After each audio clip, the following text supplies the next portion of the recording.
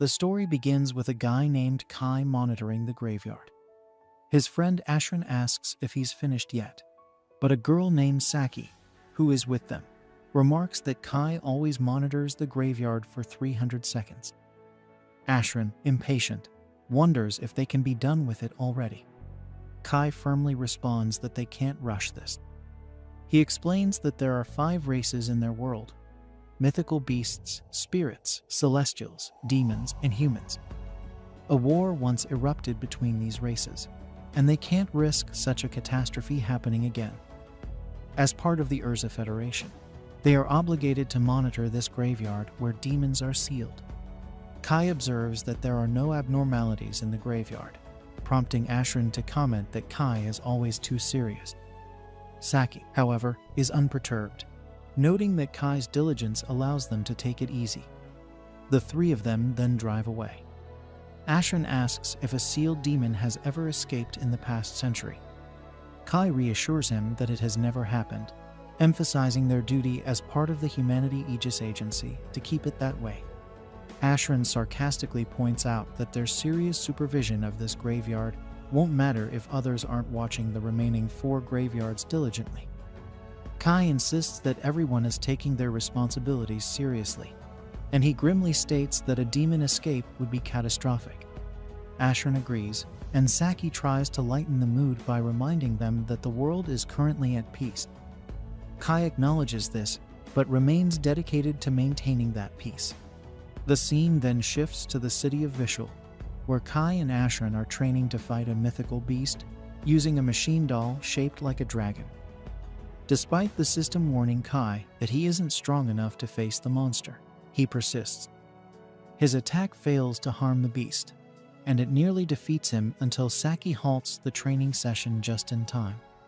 She cautions Kai not to push himself too hard or risk injury. Kai argues that training without taking risks is pointless. Saki compliments him, suggesting that if he had been born during the Great War of the 5 Races, his name might have gone down in history like their hero. They both gaze at a portrait of Sid the Prophet. Kai humbly asserts that he isn't cut out for such greatness. Saki shudders at the thought of the heroes of the other races being around today, unable to imagine a human winning against them. Kai reassures her that they have nothing to fear, as Sid the Prophet defeats all 4 heroes with the shining sword given to him by the prophetic god, Arsla Salaka. Saki expresses skepticism about the legend of Sid the Prophet, noting the lack of photos or videos compared to the heroes of the other races. Kai muses that it would indeed be great if someone like Sid existed. Saki then wakes Ashran, who was napping after his training session, and asks both of them what they plan to do about Jean's promotion celebration. Ashran suggests giving Jean a bouquet of flowers, but Saki disagrees. She explains that Jean, who is transferring to the headquarters of the royal capital of Urzak, and is the youngest ever to be selected at just 17, will surely receive plenty of bouquets from everyone else. They should strive to get her something different.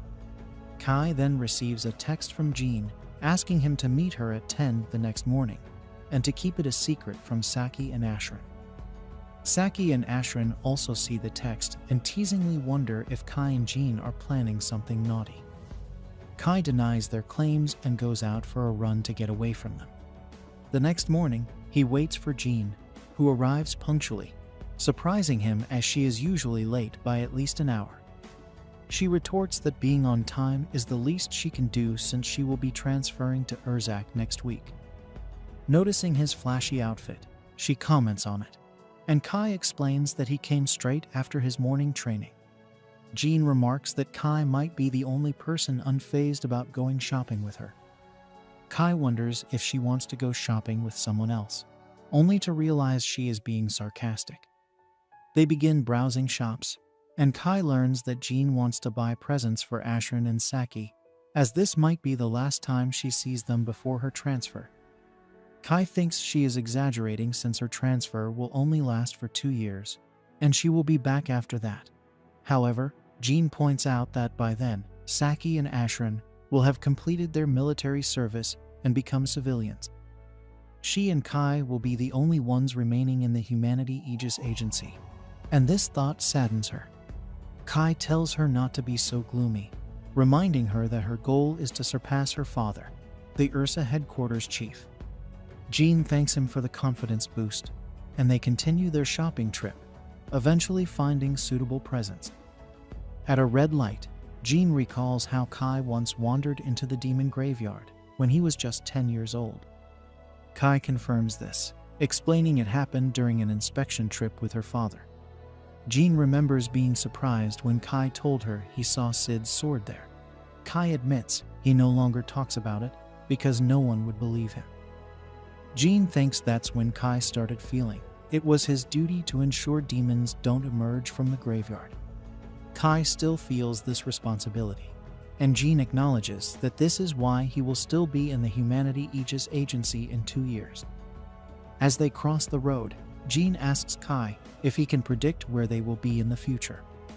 Kai struggles to answer, and just then, he notices the world around him warping. He calls out to Jean, but she responds normally, making him realize that only he can see the changes. He panics as he sees something like a black hole sucking up the entire world except for him. A voice says the world is being overridden, and he finds himself in a destroyed version of the city. Confused, he encounters a demon. The demon attacks him with magic, but he blocks it using his weapon case. He manages to grab his gun sword and counters the demon's attack with modified elven bullets, explaining they were created using elven magic. The demon then attacks with a fire spell, but Kai dodges and takes it out with another bullet at close range, a modified Drake bullet that produces mythical beast breath. Kai realizes this is his first time fighting a demon and is relieved he can move as well as he does in training, confident he can handle demons. Another demon arrives, astonished that a human defeated a demon. Kai notices this demon is adept at speaking the human language. The demon explains that it's more effective to command their slaves using their own language. Kai is confused by this, and just as the demon tries to attack, Saki uses a flash bomb, and she and Ashran drive away after rescuing Kai. Saki reports the incident to her superiors and asks Kai where he is from. Kai is shocked to see her and notices she knows his name, but she doesn't remember him. He tries to jog her memory, but it doesn't work. He also realizes Ashran doesn't remember him. They wonder if Kai is still rattled by the demon attack. Devastated, Kai tells them they were in the same unit in the Humanity Aegis Agency, but they don't know what that is. They inform him they are soldiers of the Resistance, and he is surprised to find out he has never heard of them. Saki elaborates that they are part of the human rebel army, which leaves Kai completely bewildered.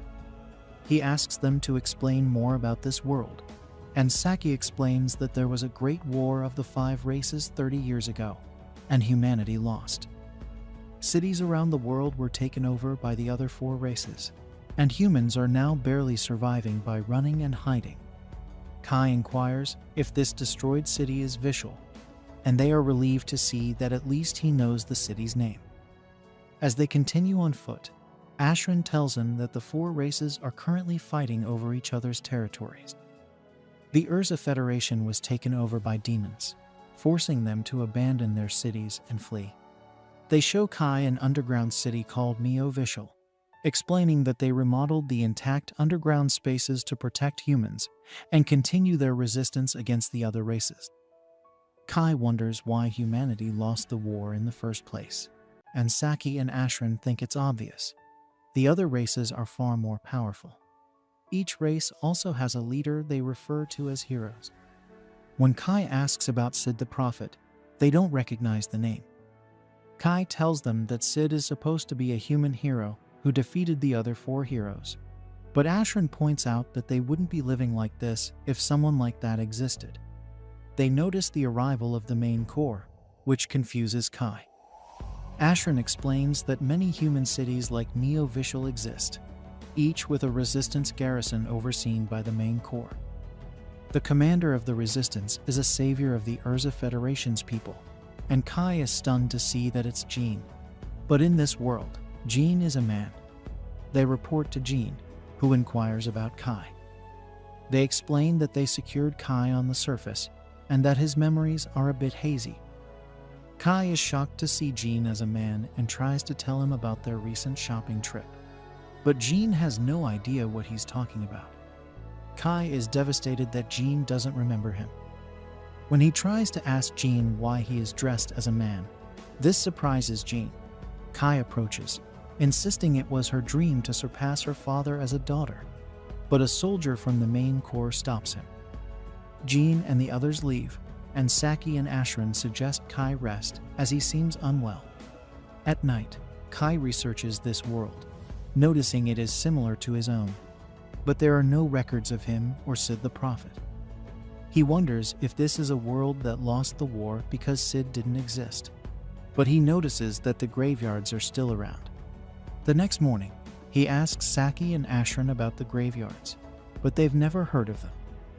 Kai asks to borrow Ashran's car, and Ashran hands him the keys reflexively.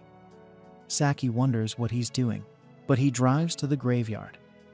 On the way, he notices demons closely monitoring urban areas.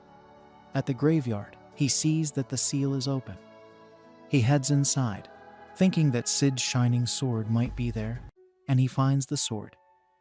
Realizing the legends were true, he draws the sword. He then hears a voice instructing him not to relinquish the sword, called the code holder, as it is also the world coordinate key. A door opens in midair, and Kai steps through. He finds himself in a place resembling heaven and wonders where he is. He sees an altar with a chained girl on it. Unsure if she is an angel or a demon, he draws his sword. The girl, crying, asks him to release her, surprising Kai that she would seek help from a human. Considering that humans and the other races are locked in war, he is confused about what is happening. Despite the dire situation, Kai hesitates to free a demon, but he can't just abandon her either. Hoping she won't attack, he attempts to break her chains with his blade, but nothing happens. He then tries his rifle, but even a shot fails to cause any damage. Kai considers using the sword he found in the cemetery. Unintentionally, Sid's weapon manifests, clearly indicating it's the solution. With a simple strike, the chains shatter, freeing the prisoner.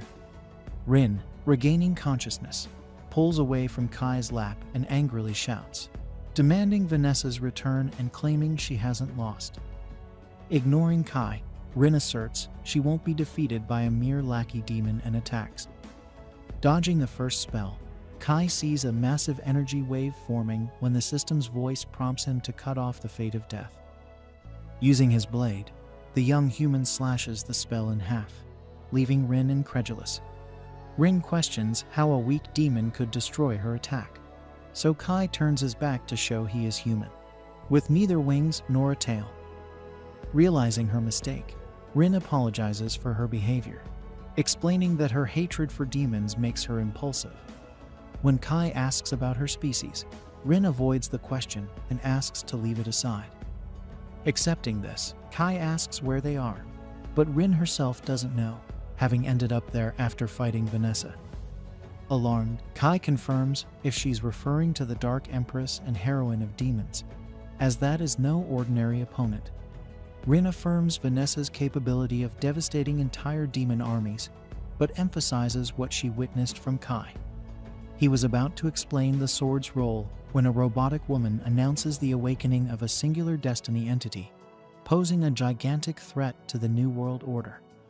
The robot initiates sealing through last risers and attacks Kai and Rin with all its might.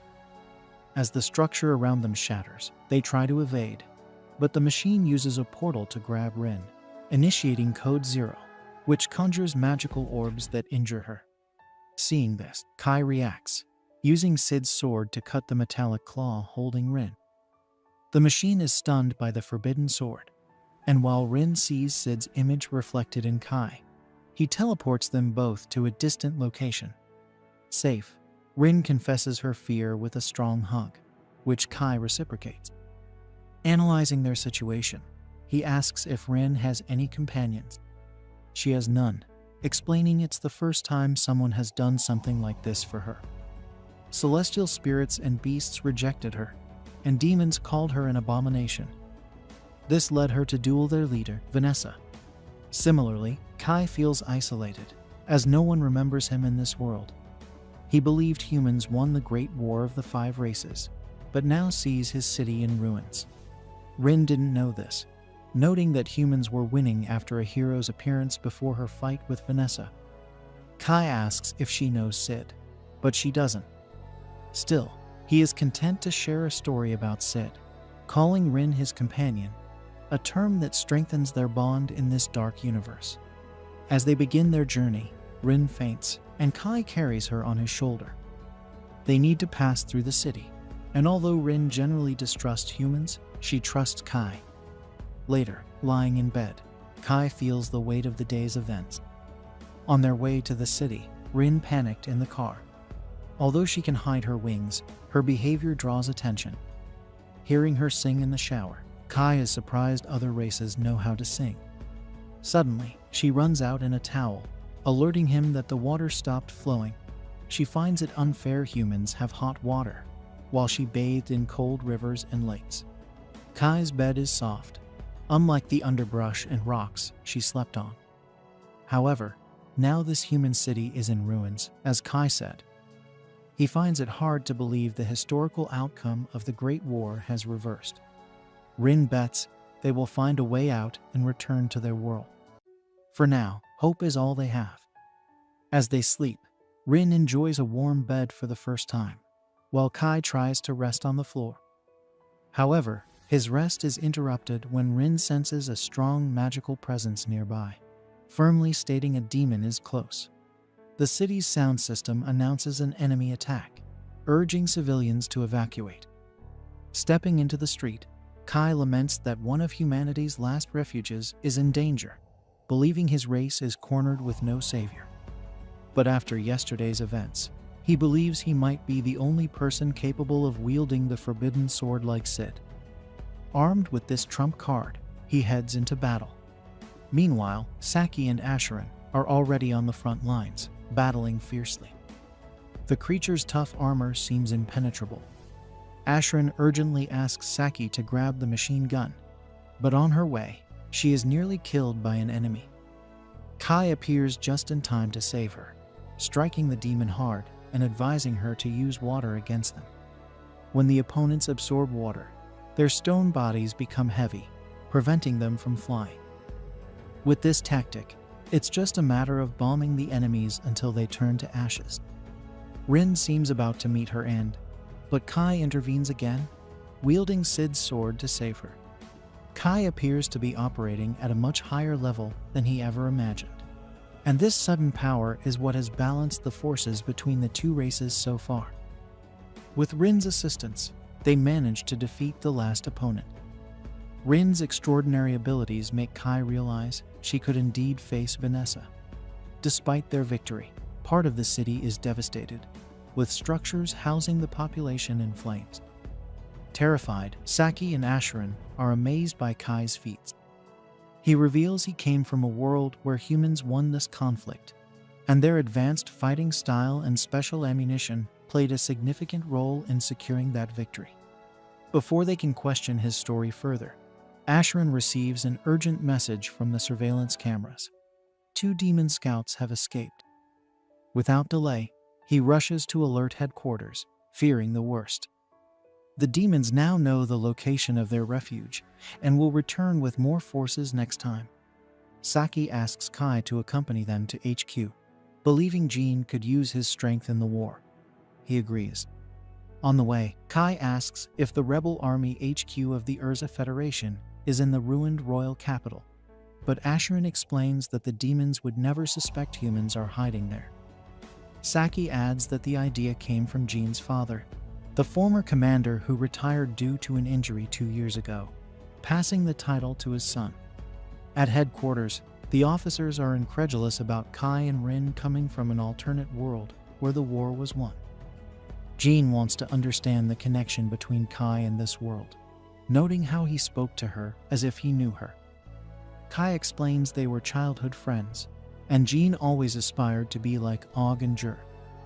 Hearing these names, Jean is shocked and ends the meeting abruptly.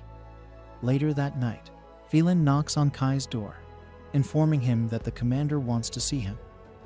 Upon arrival, Kai finds his friend without her male disguise. She reveals that only Phelan and a few veteran directors know she is a woman. Jean is surprised that Kai knows her father and grandfather's nicknames, Og and Jur.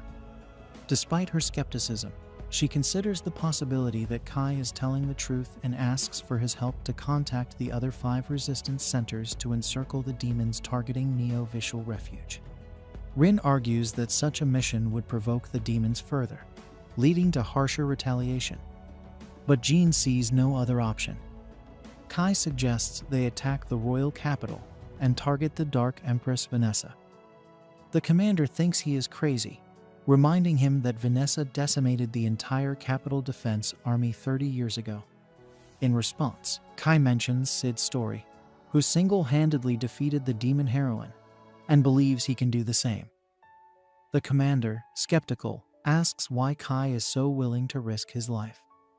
He explains that seeing Asherin and Saki risking their lives in battle made him realize he couldn't return to his original world, knowing he left them to die in this one.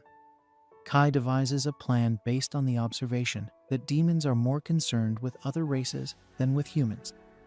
Most of their forces are stationed near the borders, leaving probably only about 10% in the royal capital. He suggests that while he fights Vanessa, the rebel army keeps these 10% occupied. Jean agrees they can hold the enemies for a while, but fears most of her troops will die before reaching the palace. Phelan then suggests they invade from underground, mentioning a subterranean railway line behind the palace that the royal family used. Surprised, Jean asks why she wasn't informed about this before. Phelan explains that Jean's father didn't want her to risk herself, so he asked his subordinates to omit this strategy. With this new information, the commander announces a meeting to finally retake the Urza Federation. As the preparations for the attack near completion, Rin reflects on her deep-seated hatred for demons. She despises them for being deceitful spirits, bizarre mythical beasts, barbaric celestials, stubborn humans, and above all, weak. But most of all, she hates herself for being a mix of all these things. Despite this, she acknowledges that Kai has never feared her and has even embraced her, something she had never experienced before. She is accustomed to receiving only hatred. Because of this, Rin deeply wishes that this human does not die. As the battle vehicles depart, the rebel army of the Urza Federation heads toward the government palace through an underground passage to launch their offensive. While the main group keeps the demons occupied, Saki and her team must free the captives in the basement and take down Vanessa. At the top of the hierarchy, Jean gives the orders, and Saki sees in her leader the chance for victory to be real. Her only concern is that she will be in the group facing the demon heroine head-on. In a spontaneous outburst, she questions whether the 4 members in the armored vehicle will be able to complete such a difficult mission. Kai emphasizes that the priority is to reach Vanessa as quickly as possible and hold out until reinforcements arrive, not to storm the palace like Rambo and take out the enemy leader with a bow and arrow. Moreover, Kai has already demonstrated his strength in conflict and trusts only Saki and Asherin to accompany him on this mission. Saki doesn't seem any calmer hearing this, so Rin pats her head to try to make a difference. Surprised, Saki calms down. The entity points out that she is also powerful enough to face enemy forces, although Vanessa is a formidable opponent. If the Empress of Darkness insists, Rin is prepared to self-destruct and take the demon along. Unfortunately, this last part doesn't seem to have made Saki any calmer.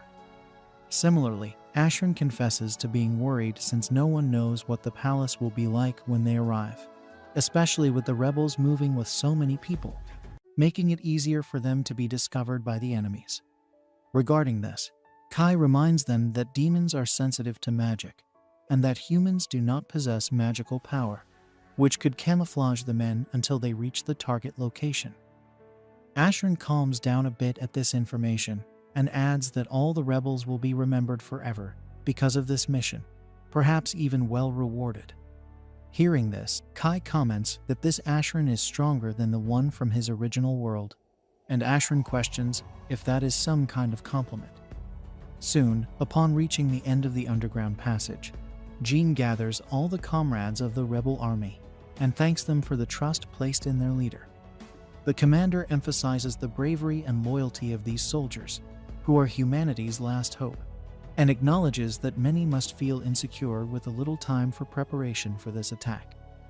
However, she reminds them that the Urza Federation's resistance has been forged through years of intense battles against the domination of demons, leaving each one of them with war scars. These scars are evidence that only seasoned soldiers are on this front line, and this hardened spirit is the key to freeing humans from the clutches of darkness. With that said, the soldiers raise their weapons and let out a battle cry. After blowing up the exit of the underground passage, they reach the surface and see the government palace surrounded by demonic forces. The first act of defense is to invoke a freezing spell, but Kai knows this ability and successfully dispels it. Then he shoots the demon and gets close enough to tear its skin with his sword. Finally, a shot explodes the enemy. As soon as the first demon is taken down, more emerge to protect the palace, so the Jewel of the Urza Federation fires the lightning bullet to take down several at once. In disbelief at what he saw, Ashran questions if it was Kai responsible for this massacre. Kai explains that he used anti-group ammunition produced in his world. Then the mysterious stranger asks Rin to sense Vanessa's presence. As soon as the entity points to the possible location of the Empress of Darkness, Kai announces that he will start the search from the highest floor. To avoid attracting too much attention, Jean plans to invade the palace using the emergency stairs on the south side with her team, while Group 1 will stand guard at the entrance to prevent the demons from entering the building. Group 2 will be responsible for rescuing the prisoners in the basement. During the building invasion, Phelan finds it strange that Kai claims the lightning bullet is a projectile when he didn't even pull any trigger.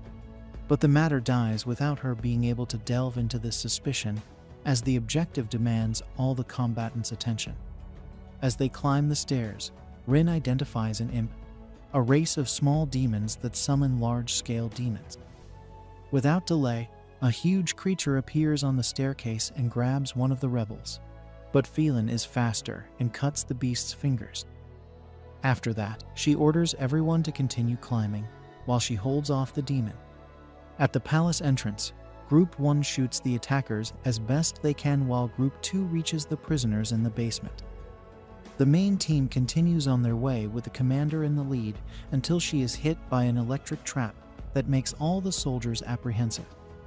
However, when the smoke clears, Jean proceeds unharmed and asks everyone to calm down as she is protected by elven engineering while wearing the holy light suit. Beside the leader, a huge demon approaches, so she orders Kai and his unit to go after Vanessa while she fights the opponent with her men. Known as the Knight of the Holy Light, Jean brandishes her blade before the opponent. Further ahead, Kai's group dons armbands crafted from Rin's magic, which conceal their presence. As they continue on their way, they encounter a gigantic creature that makes Saki's rifle tremble. Rin tries to calm her companion's anxiety to prevent any noise. Protected by a barrier invisible to the demon, the humans breathe a sigh of relief as the beast passes without detecting the intruders. Everyone exhales in relief and heads to one of the palace rooms where the circuit breakers are located. Ashran declares that if Kai and Rin fail to defeat Vanessa, he and Saki will cut all the lights, ensuring everyone's escape. However, shortly after Kai and Rin continue their journey, the palace alarm is triggered despite Rin's barrier still functioning, leading Kai to suspect that the building's infrared sensors are still active. They pick up the pace, encountering a demon who expresses disgust at Rin's wings, calling them a chaotic and unpleasant sight. Taking advantage of the demon's tendency to talk, Kai asks if he is the one maintaining the surveillance system. but the monster never directly answers what the human wants to know. Instead, he provokes them by saying that Vanessa is pleased with this invasion and curious to know why the humans have decided to kill themselves. Not falling for the provocation, Kai tries to use the opportunity to ask if the demon can lead them to their heroine, but the monster doesn't want to miss the chance to have fun with the humans before him. With that, the creature and his subordinates summon fireballs, prompting Rin to hurry and grab Kai, dodging the flames with her wings. After escaping the first barrage, Rin throws Kai to the ground and isolates him from the battle with an ice wall so he can continue his path toward Vanessa. The demons, smelling angelic, elven, dwarven, spirit, and dragon scents on Rin, along with a demonic odor, are confused and ask what she is. Even Rin doesn't know. All she knows at this moment is that she hates these hideous creatures. Meanwhile, Kai finds a huge gate and enters the throne room, where Vanessa welcomes the human. In front of her, Kai can't help but tremble slightly. At the same time, Jean faces the gigantic demon, but struggles to penetrate the opponent's armor. She unlocks her weapon's form, revealing the moon longbow, finally piercing the enemy's armor with an arrow. Nearly dead, the demon observes that the intense elven magic Jean is using gradually consumes her life, as humans are not prepared to handle this kind of influence. For this reason, the demon believes the commander has chosen death. Jean drives her sword into the demon's head and confirms that she has chosen to die, because only then will humanity be able to win this war. Suddenly, another enemy attacks her from behind, but Phelan returns in time to repel the threat. The three-headed hellhound rises again and notes that he has heard of Dragonar, a human who fights using a dragon's fang as a weapon, just like Phelan. Meanwhile, Vanessa asks if Kai is not going to put down his weapon, as many others did upon discovering that the demon leader is a succubus. That way, she could lie with him to pass the time. Kai refuses the proposal and states that the nature of the demon is madness driven by violence. Vanessa laughs and acknowledges that the boy reacted well, as many become her slaves with just a simple charm like this. She then asks if the human present is the rebel commander wearing the elven suit, but Kai claims he is just an outsider from a world where Vanessa was defeated. Though skeptical, the Empress asks who managed to bring her down in that situation. Kai says it was the humans faced with infinitely more dangerous threats. Vanessa laughs even more upon hearing that she died at the hands of a human. Then Kai explains that it wasn't just any human, but the prophet Sid. Hearing this name, Vanessa loses all her grace, as it reminds her of many unpleasant things like the code holder and the world reincarnation. She changes her stance and attacks the human with magic, but Kai breaks the spell with little difficulty, leaving Vanessa incredulous.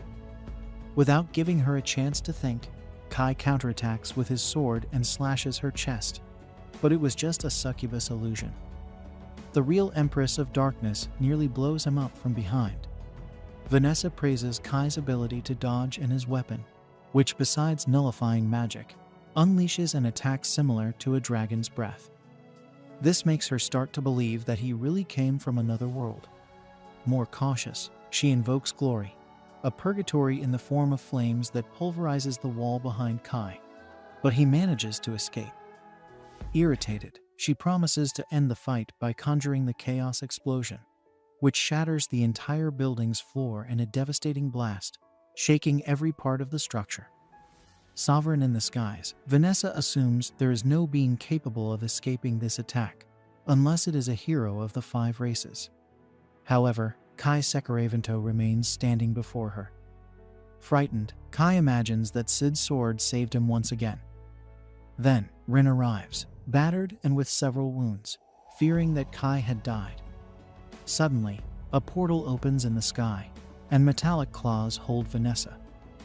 A metallic voice announces that it detected unexpected fluctuations in the demon heroine after Vanessa heard the word Sid.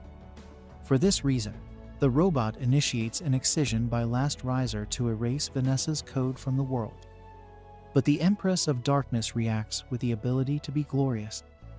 According to the succubus, she will not be defeated by Amir Alria Hound. Taking tremendous damage, the robot retreats back to the portal, leaving Kai and Rin terrified by the strength the demon heroine demonstrated. Rin notes that Vanessa has always been strong, but the one from the other world was not as terrifying as this one. Irritated, Vanessa notices that some wounds on her body are not healing, but that doesn't change the fact that she is going to crush the two opponents before her. Rin thought the fight was a lost cause and encased herself and Vanessa in a barrier. She urged Kai to escape while she held Vanessa back, but he hesitated. Vanessa recognized the barrier of the spirit race and taunted Rin, saying it was too weak to contain her. With a single effort, Vanessa shattered the barrier, sending Rin flying.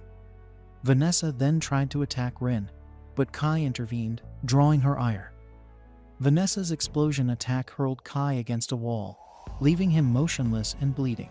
Believing him dead, Rin despaired as Vanessa mocked her, asking what she would do now that her friend was gone. Rising with dark energy surrounding her, Rin's wounds began to heal. She declared she would not forgive Vanessa. Vanessa, taken aback, watched as Rin transformed into a chaotic being, a blend of all 5 races. Rin launched a furious assault, landing powerful punches. Vanessa realized this was Rin's true form and managed to stop her punches, noting Rin's ridiculous power and appearance. Vanessa suggested that Rin might have saved Kai if she had revealed her true power earlier, understanding her fear of showing her real self to a human. Humans, after all, feared or hated other races. Vanessa admired Rin's radiant form as a demon, but pointed out it made her less human.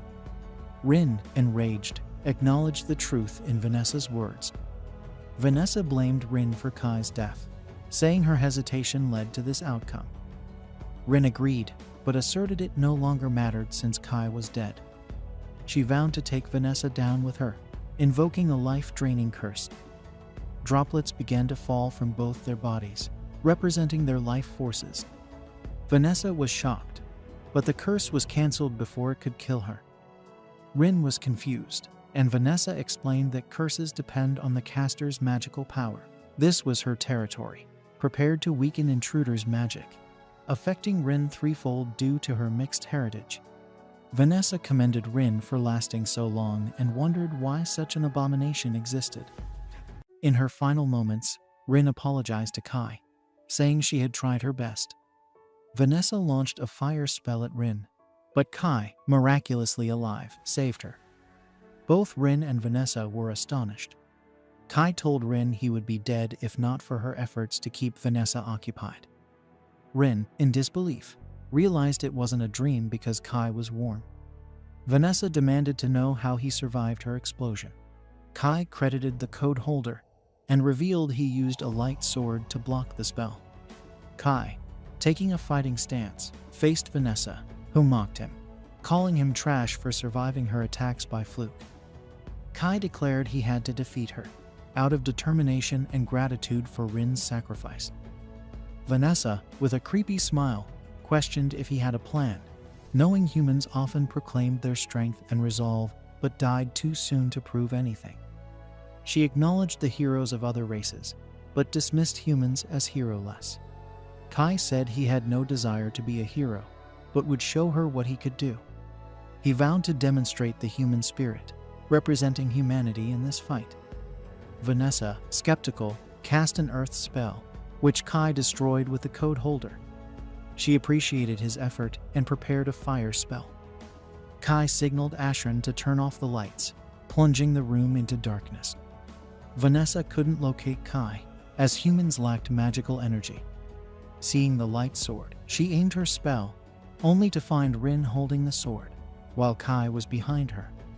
Kai thought about the decade of rigorous training that had led him to this pivotal moment. With a powerful strike, he sent Vanessa flying. Rin quickly handed him his sword, and with it, he managed to defeat her. Vanessa, accepting her defeat, conceded their capital back to him. In her final moments, Rin noticed something unusual about her, and Vanessa began to recall the prophecy of Sid the Prophet and the concept of world reincarnation. As her memories flooded back, Kai was puzzled and asked what she was talking about. Vanessa explained that the world had been rewritten, a phenomenon known as world reincarnation. Kai wondered if Sid had foreseen this, and Vanessa revealed that someone had indeed caused the world to be rewritten. She urged Kai to find that person, suggesting it might be one of the three heroes. Vanessa recounted how Sid had foreseen the strange occurrences and entrusted her with his sword, hiding it away. She explained that the code holder was the key to correcting the world's alteration. Kai struggled to grasp this, as Vanessa and Sid were supposed to be enemies, with records of them fighting in the Great War. Vanessa acknowledged their past conflicts, but hinted at unknown events. She spoke of a forbidden code, the Zero Code, a troublesome magic hidden in the world. She commended Kai for his clever strategy and use of darkness, embodying the human spirit. Frustrated by her loss, Vanessa vowed to return as a succubus and love him to tears before disappearing. Exhausted, Kai fell to his knees, relieved to have defeated the demon hero. The next day, a radio broadcast announced the rebel army's victory in retaking Urza, their capital, and defeating the demon hero. Rebel forces worldwide celebrated the news. In Urza, soldiers rested after the battle, while Kai and Rin conversed on the headquarters' top floor. Kai was still reeling from the revelation that the entire world had changed, and they were unaffected. Rin expressed her desire to return things to how they were, finding the altered world frightening. Kai agreed. Jean arrived, thanking them for their help in reclaiming the capital. Noticing Kai's somber mood, she reassured him, stating that with their help, humans could achieve much more. She planned to rebuild the city even better than it was 30 years ago, delegating the reconstruction to executives who knew its prime. Rin asked if Jean would put down her sword now that the demons were gone. Jean revealed her plan to set sail and assist rebel groups in the Io Federation, Uluin Federation, and Schultz Federation, which were occupied by celestials, spirits, and mythical beasts, respectively. She aimed to unite the rebel forces for a large-scale operation. Fa Lin mentioned talks of a united front, spurred by the news of the hero's defeat. Jean requested Kai and Rin to join their cause, believing their presence would inspire others. She pledged to command the soldiers and provide utmost support, even becoming the greatest commander if necessary. Kai, initially stunned, agreed to fight alongside them to end the war of the 5 races. He mentioned that the Jean he knew had a childish side, which she found hard to believe. Kai promised to share more about his world one day and agreed to accompany her on her journey, already planning to ask her to join them. Jean and Rin agreed to help end the war together. Jean addressed her soldiers, who were incredulous about recapturing the capital. She assured them it was real and prepared for the busy days ahead, planning a strategy meeting. Kai resolved to end the war and find the person behind the world's reincarnation, determined to restore things to how they were. Rin, seeing a shadow of Sid in him, agreed. Rin dreams of the time she was fleeing from the monster we saw earlier, and we see that Sid was helping her back then, telling her something important. She then wakes up, finding herself in a car on the way to the Io Federation. Ashrin can't believe they're already on another mission after just defeating the demons. Saki explains that they can't rest because other countries are urgently requesting assistance. She mentions that Jean is their last hope, and she prays the capital will be rebuilt by the time they return. Ashrin expresses concern that the demons might recapture the capital, and Kai recalls that after the battle, when they were cleaning up, Rin detected the scent of demons. They followed the smell but found nothing in the area. Rin quickly realized it was a trap, but before they could escape, they were caught in a barrier.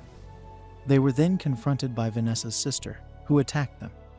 However, Kai used Code Holder to cut through her attack. She then tried to attack Kai, but Rin intervened, and Kai demanded to know her intentions.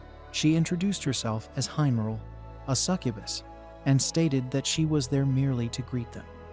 Kai sensed that Heinril's power was on par with Vanessa's, and she expressed surprise that her sister had been defeated by a human.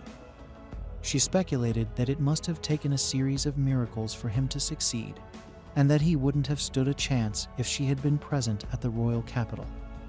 When Kai asked if she was seeking revenge for her sister, Heimro laughed and explained that while she loved her sister, Vanessa's death made her the new number one. She thanked Kai and revealed that the demons could easily retake the capital, but were deliberately allowing the humans to keep it for now. Heimro proposed a truce. The demons would concede the royal capital, but in return, all other territories would belong to them. She asked if Kai agreed to the truce, and he told her he would pass the message to his commander. Heimro then encouraged Kai to fight the other three races, implying that the demons wanted the humans to destroy themselves. She even offered Kai a kiss if he succeeded, but he was uninterested. She warned him to be wary of Alfreya, who had been acting strangely, before leaving. Back in the present, Kai tells the group that they should leave the reconstruction to others, explaining that their job is to cooperate with the Io Federation's rebel army to take down the Celestials. Saki recalls that the Celestials are an alliance of elves, dwarves, fairies, and angels. Kai describes them as even more cowardly and cunning than humans, creating powerful magic items for battle.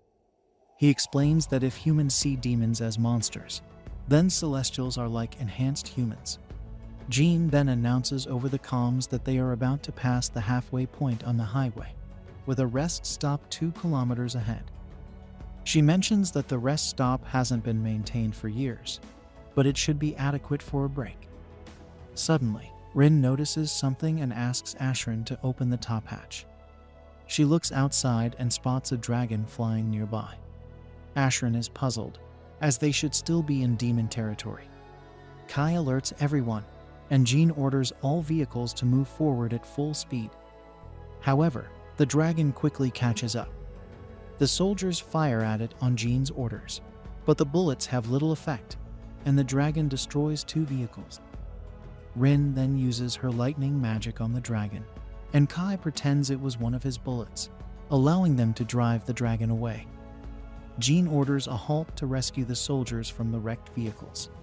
The scene shifts to the soldiers at camp, where the injured receive treatment. Rin and Kai share a tent, and Kai feels guilty about using such a large space. He suggests Rin sleep in the tent for female soldiers, but Rin dislikes the idea, and Kai realizes she would feel anxious surrounded by so many humans. Rin then informs Kai that Jean is approaching, and Jean enters the tent with Phelan. Kai is surprised when Jean explains that this tent is for commanding officers, and that she and Phelan are here as her bodyguards. Phelan then asks to speak with Kai privately outside. She tells him she will guard the camp perimeter while he guards the inside. She warns that if Jean stays with her, people might figure out that Jean is a woman. Kai agrees, and Phelan cautions him not to get any funny ideas since Jean will be in light attire when she removes her armor for sleep. Kai reassures her and promises to take care of Jean. Returning to the tent, Kai sees Rin giving Jean a massage, which Jean enjoys so much that she promises to return the favor later. Kai muses that it must be tough pretending to be a man, and Jean jokes that he'll only understand how tough it is when he has to pretend to be a woman. By the way, who is your favorite character so far? Let me know in the comments below. Kai then talks to Jean about the dragon they encountered, expressing his surprise at seeing such a beast in the Urza Federation. Jean speculates that it might have been scouting the area after Vanessa's defeat, and reassures him that the capital is well defended. She then shifts the topic, telling Kai that she tosses and turns in her sleep and apologizing in advance if she kicks him during the night. Later, we see the 3 of them asleep in the tent, with Kai unable to rest as the 2 girls cling to him in their sleep. The next day, as they continue their journey, Ashrin notices Kai's exhaustion and assumes it's because he was Jean's bodyguard. Kai is too tired to correct his misunderstanding. Rin notices the Great Border Wall, and Ashrin informs them they'll soon enter the Io Federation. Beyond the wall lies their destination, Cassiopeia, the 8th city near the Federation's capital, where the rebel army is based. As they approach, Saki is eager to fight any celestial they encounter. But Kai warns her to be careful, as celestials closely resemble humans. Jean then orders a halt, and they continue on foot. Rina eats some fruit along the way, but Kai points out they're poisoned, which surprises Rina, as she's had them before in the elven forest. Fa Lin explains that the celestial invasion buried the human city with the elven forest. At the rebel army headquarters, they're greeted with cheers. Seth, the advisor, welcomes them and recognizes Fa Lin, noting how long they've survived in this desolate world. Jean requests an immediate meeting with their commander, Dante Gelfa Ligeri, a descendant of the Io Federation's royal family. He's known for being envious, suspicious, and obsessive. Fa Lin warns Jean that Dante may view her as a threat, but Seth reassures her that the soldiers appreciate her. They meet Kubari, the assistant commander, who manages communication with Dante. Rin senses something off about Kubari, but keeps it to herself. When they meet Dante, he questions Jean's late arrival, dismissing her explanation about their encounter with a dragon. Dante suspects she's after more glory following her victory at the Urza Federation. Jean clarifies she's there at the rebel army's request, and Dante admits his subordinates acted without his consent. Jean advises him to focus on earning respect from his soldiers if he wants honors. Dante is taken aback by her words. During a strategy meeting, Seth explains the distribution of various races across uncharted territories. Jean offers to lead the search for the Celestial's hero, but Dante rejects the idea, arguing that a general shouldn't be on the front lines. Jean's willingness to risk her life inspires the soldiers. That night, Rin convinces Ashran to cook something unusual, which he doubts is edible. Meanwhile, Ashran asks Kai if he noticed Kubari's beauty during the meeting, and he's surprised that Rina also shows interest. The next day, Jean scouts the elven forest with the rebel army. Back at camp, Dante criticizes Jean's recklessness, and Kubari agrees, though she secretly finds Dante foolish. Jean returns and announces she'll map out the area based on her findings. Kai notices Fa Lin is worried about Jean, and she vows to lecture her later. In another strategy meeting, Jean explains that they've identified the elves' patrol routes and outlines their invasion strategy. The soldiers eagerly cooperate. Afterward, Rin asks Kai when they'll fight the angels and elves. He assures her they'll fight once prepared, but warns they must be cautious, as the Celestials are cunning. Rin then notices Kubari and Dante are absent, and Kai suspects they're uninterested in field command. Meanwhile, Dante, jealous of Jean's success, plots to achieve something greater. He decides to personally lead a mission to capture elves and angels, despite Sephin's concerns about the plan's feasibility. Dante orders Sephin to keep this mission secret from the Urza rebel army. Back at the Urza camp, Rin shares her suspicion that Kubari might not be human. Elsewhere, a rebel army lies defeated beneath a hovering castle. Alfraya informs the dwarves and elves that the angels are severing ties with them, leaving them shocked and wary of the unknown monster behind him, which Alfraya does not explain. We then see a peculiar structure. An entity with a strange metallic doll on its back approaches the clerics, who attempt to fend off its hostility. However, the Great Elder is petrified, and another mage is thrown down. Surviving the fall, the elf awakens in a cabin and hears multiple voices in her mind through telepathy. The voices express relief that Priestess Reiron has survived, but remain deeply concerned about the Great Elder. Reiron asks everyone to stay calm, promising to explain everything once she meets with the fairies and dwarves. One of the voices asks what should be done with the captured humans, but the priestess was unaware of this situation. Regarding Jean's battalion, the last contact they had was with Dante yesterday morning before communications were cut off, and no one knows his whereabouts. Kai suspects Dante is being influenced by someone, quickly pointing fingers at his assistant, Kubiri, imagining she might be an elven spy. If true, this could mean there are more enemies within Eo's army, making it crucial for Urza's unit to conduct its own investigation. Following the path, they find dozens of Eo rifles scattered on the ground, possibly indicating that Dante and his battalion fell into a trap. A magical circle is drawn on a nearby tree, though Jean doesn't find this trap particularly hard to spot. However, Kai points out that the real danger is above them. Looking up, Jean sees countless leaves, each with a different magical circle, and realizes the intelligence of the celestial beings. If Kai hadn't pointed it out, she might have mistaken it for sunlight filtering through. The soldier mentions records from his world about this technique, which allowed him to recognize it in advance. He also notes that elves use many traps and always place them close together. Additionally, Rin senses the scent of an elf nearby, prompting the group to go on high alert. Following the path indicated by Kai, the leader questions if the soldier truly knows the way. Kai explains that Rin underwent special training to sense magic, allowing her to sniff out the direction of their targets. Guided by the scent of that race, the entity leads the human soldiers to a ruined structure where the scent fades. Without warning, a magical circle on the ground activates, teleporting the team to another part of the forest. Amid the shock, Saki complains that Ashran touched her hand, but he argues that she was the one brushing up against him. Phelan orders them to stay quiet within enemy territory and remains vigilant, scanning all sides of the mysterious woods. Suddenly, a fairy appears in front of the humans, chasing a butterfly until the tiny creature crashes into Ashran's leg and falls to the ground, dazed. After recovering, she asks which forest Ashran came from, mistaking him for an elf, though she doesn't sense any magic from him. The boy explains that he and the others are humans, causing the fairy to flee in fear of being eaten.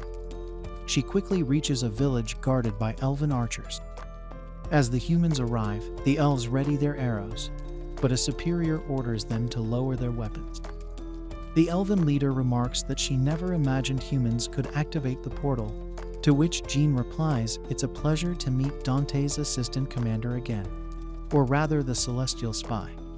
Quiberi insists on being called by her name, while Jean wants to know what happened to Dante and the others.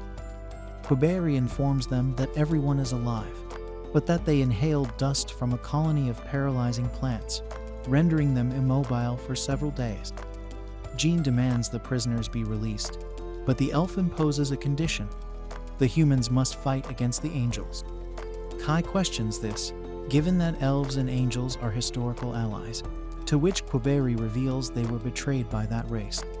In any case, Reiron is awaiting the visitors, so they should follow the elf into the village. When they finally meet the priestess, she notes that it's the first time humans have entered the elven village, so they might take pride in the achievement, though it doesn't mean they're welcome.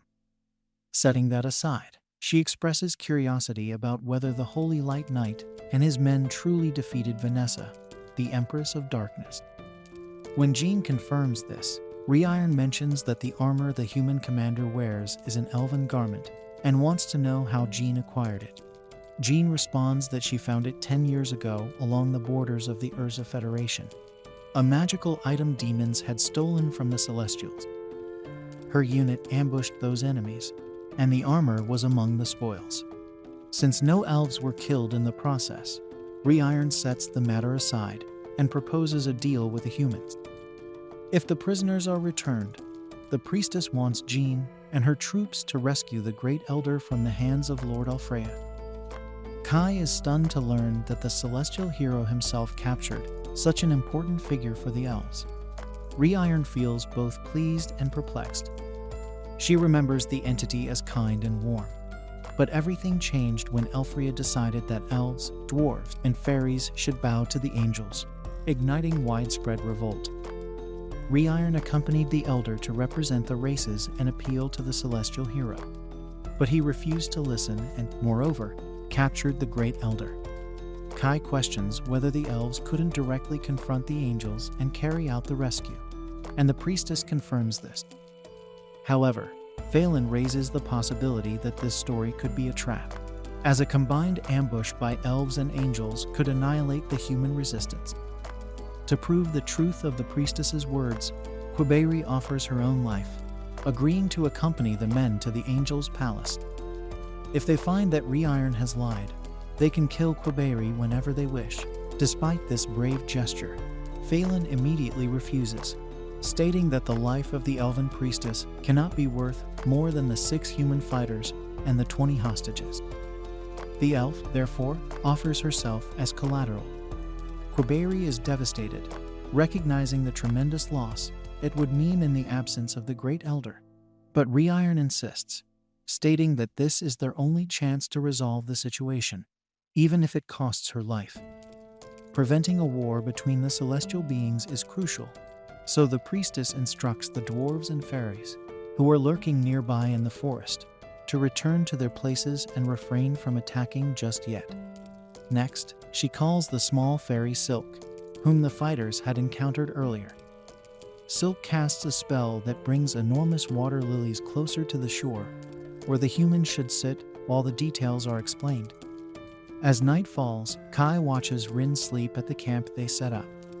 Reiron doesn't understand why the humans stay awake when they should be lighting a fire, assuring them that neither she nor any elf plans to attack them while they sleep. Hearing this, Kai lowers his guard slightly. Reiron then mentions that Jean told her the boy and girl now sleeping were the ones who defeated Vanessa. She wants to know how that was possible and whether the methods used by the man would be effective. Once they reach the Palace of the Angels, there might be a confrontation with the Celestial Lord, and if no one can stop his power, everyone will die. With that, she stands up and warns Kai that if he ever runs away in fear, she won't allow him to leave the forest alive.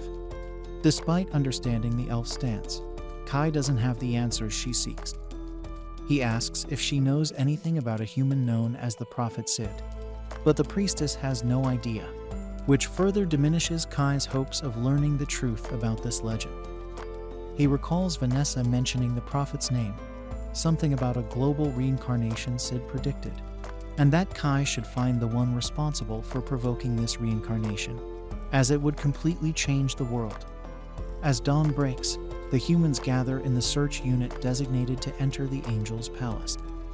Saki hopes communication with headquarters works during this mission.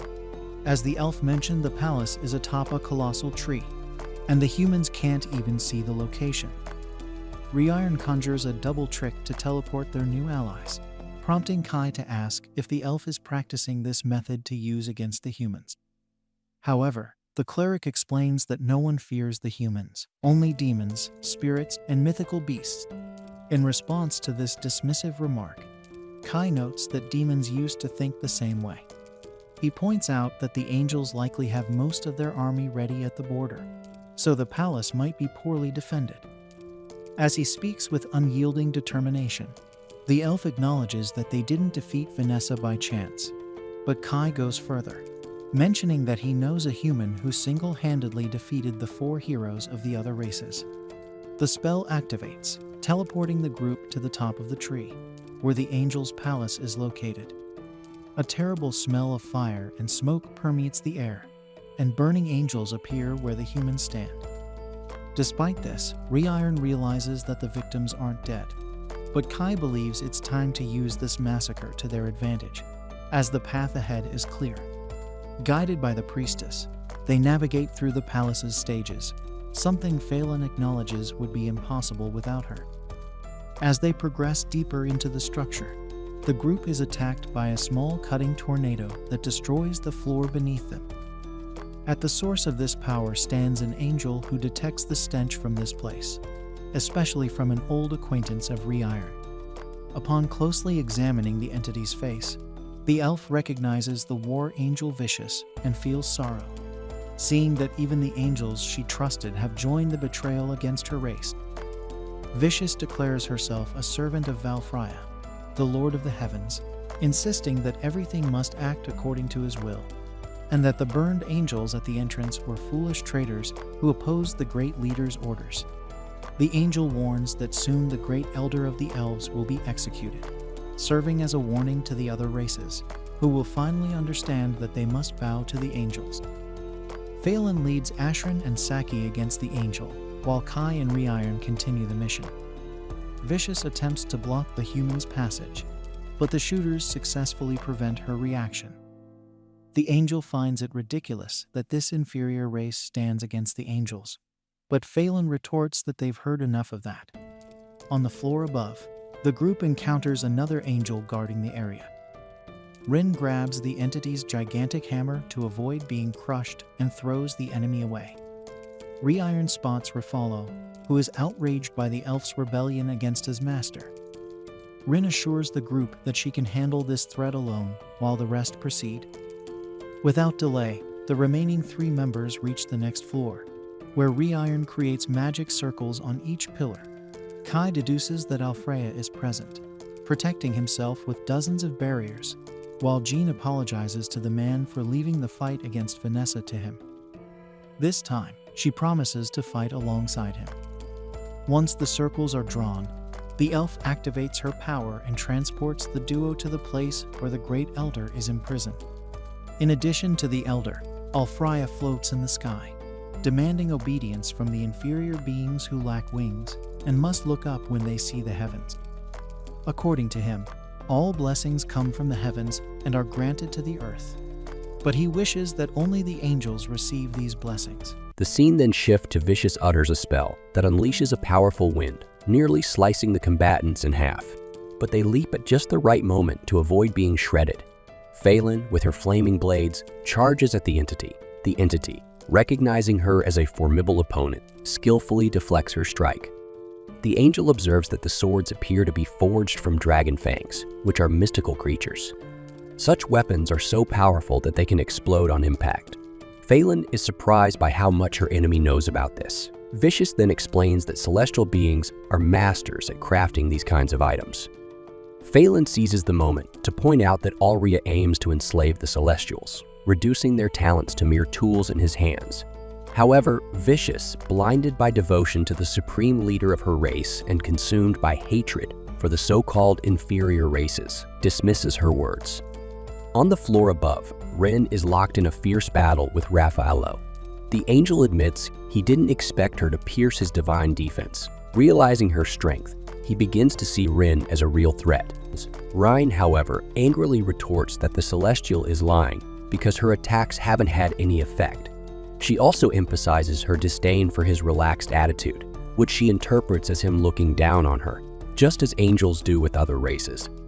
Raffaello, unmoved by her words, shrugs and asks what kind of creature she is. Rhine confesses she doesn't know, but says it doesn't matter as long as she has Kai by her side. Meanwhile, the supreme leader of the Celestials plans to execute the Great Elder of the Elves, which leaves Rhine even more disillusioned with the angel, who she once thought was kind. Filled with anger, Rhine declares that Alfre has no right to rule the Celestials and vows to send him to his grave. She charges at Raffaello, who counters with his magnificent ability, summoning a red blade that nearly strikes the priestess, but Kai intervenes just in time, using his code holder power to neutralize the enemy's magic. Alfre, curious about Kai's abilities, questions if he's really human or perhaps an elf in disguise, since he's protecting an elven cleric. Kai clarifies that he is fully human. Alfre, puzzled by Kai's decision to protect someone of another race, argues that the death of the elven elder would stir deep hatred between elves and humans. Kai explains that his and Rhine's existence are very different. Even though his judgment may be questioned, he would still face death just like the elf. Alfreya responds that Kai's survival is only due to his unusual sword. Kai takes this moment to explain that his weapon withstood the magic of the Dark Empress Vanessa and is capable of challenging Alfreya as well. Amused, Alfreya laughs and calls Vanessa a pathetic demon who was defeated by a mere human. Caillou, unfazed, retorts that Alfreya has no right to ridicule Vanessa, considering he tried to execute his own subordinates. The angel, still smiling, claims it was his decision because he is a divine being, the noblest and brightest star. He refuses to acknowledge anyone who disobeys him as a subordinate. Tired of his arrogance, Jean fires a magic arrow from her moon longbow which Alfreya blocks, but the force of the projectile shatters his shield, and a shard cuts his face. Bleeding slightly, the angel asks Jean if she knows the danger of using an elven bow with her human body.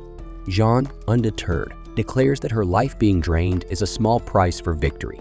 She launches another arrow at Alfreya, who counters with a celestial ray.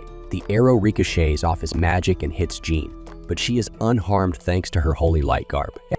The celestial hero vows not to forgive Jean for using profane elven equipment.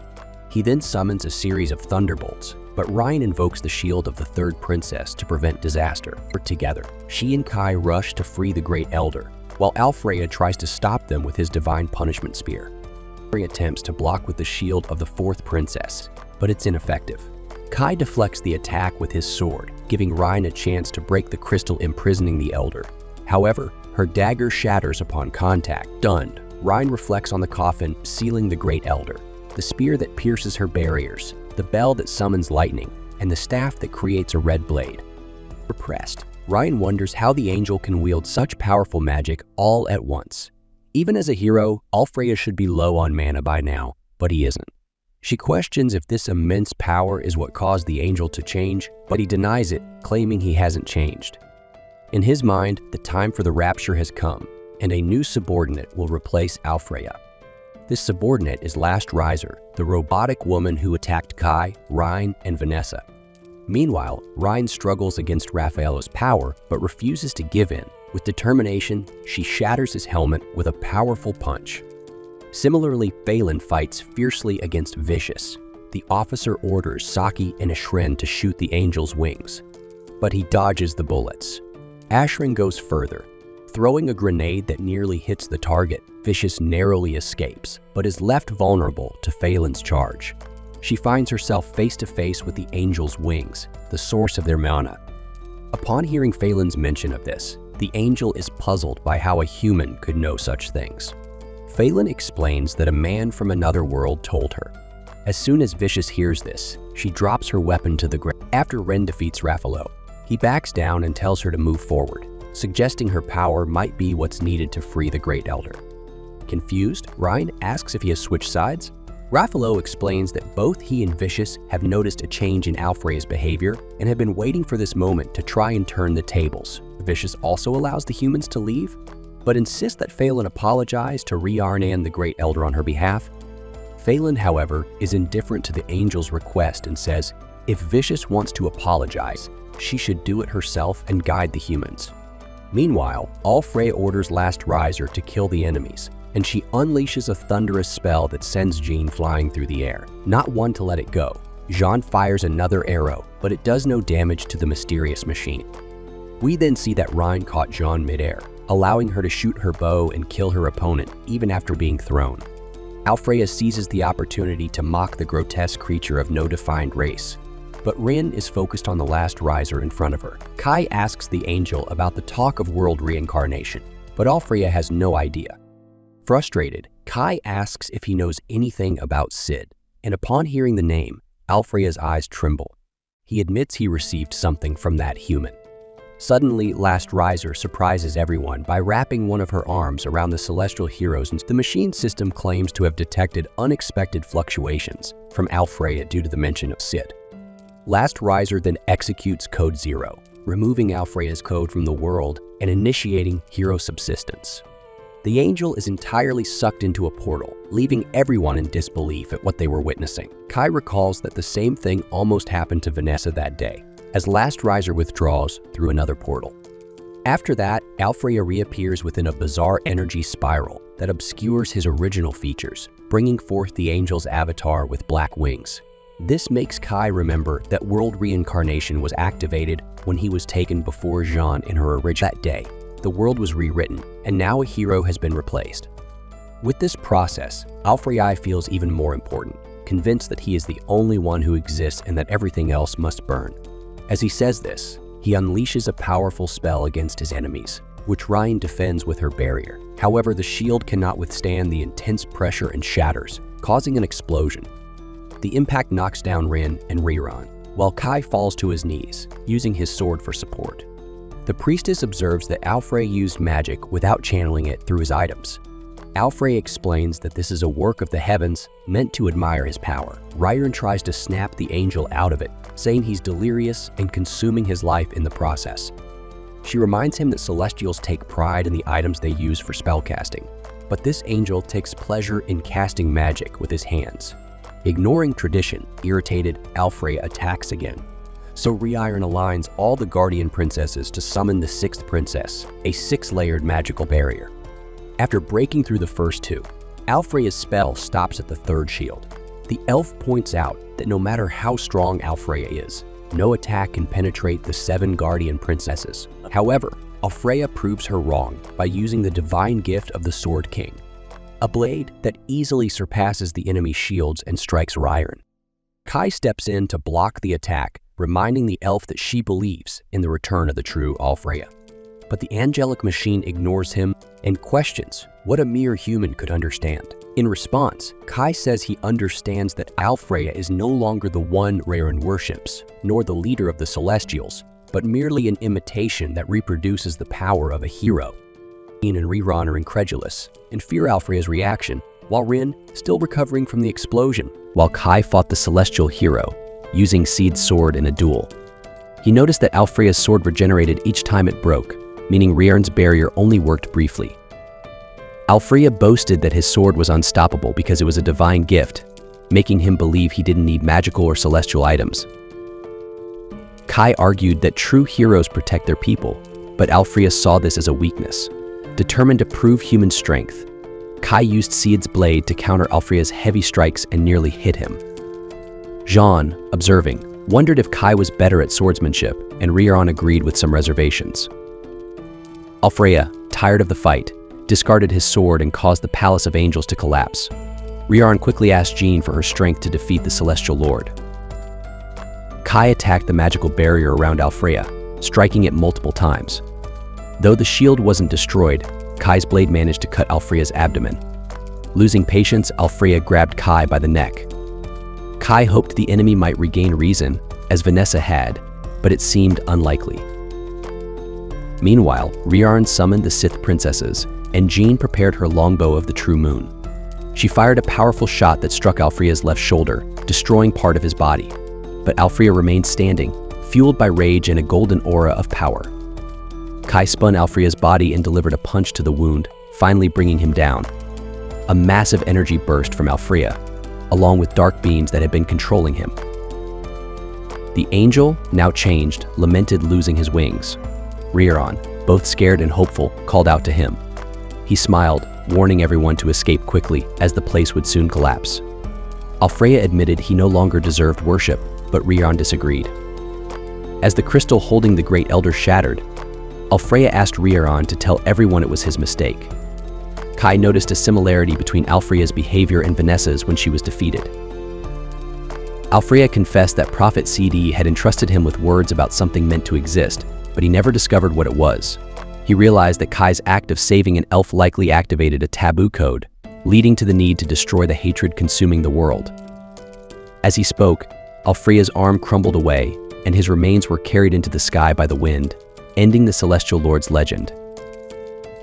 In the lower regions of the palace, Vicious saw the fragments of his master floating away. Amid the Elder's magic, Raffaello regretted not being able to help while his master was corrupted. Kai asked when the Celestial Leader's behavior changed, assuming it was when Last Riser appeared. Raffaello believed Alfreya distanced himself from his allies when that creature emerged. Kai didn't understand why Alfreya thought Last Riser was his subordinate, especially since the machine attacked him. The strange creature had been appearing after Kai rescued Rin, almost as if it were monitoring her. In a nightmare, a woman of an unknown race was being chased by Last Riser alongside Prophet Seid. The man asked if the machine did this to her, but then he and Rin were attacked. Rin woke up scared and hugged Kai. He admitted he was worried because she wouldn't wake up, but she assured him she was fine, explaining she had been trapped in a deep nightmare. Jean then interrupted their conversation, startling Rin, who asked how long the commander had been there. Jean tells Rin that she has been there the whole time, but Rin didn't notice because she was focused on Kai. Jean reminds them that she wanted to talk after the fight.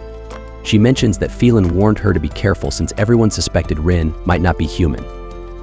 Rin admits she doesn't know what race she belongs to. Kai apologizes for not telling Jean earlier. Jean asks if they thought she would harm Rin if she knew the truth. Kai says it's possible for a resistance commander to do that.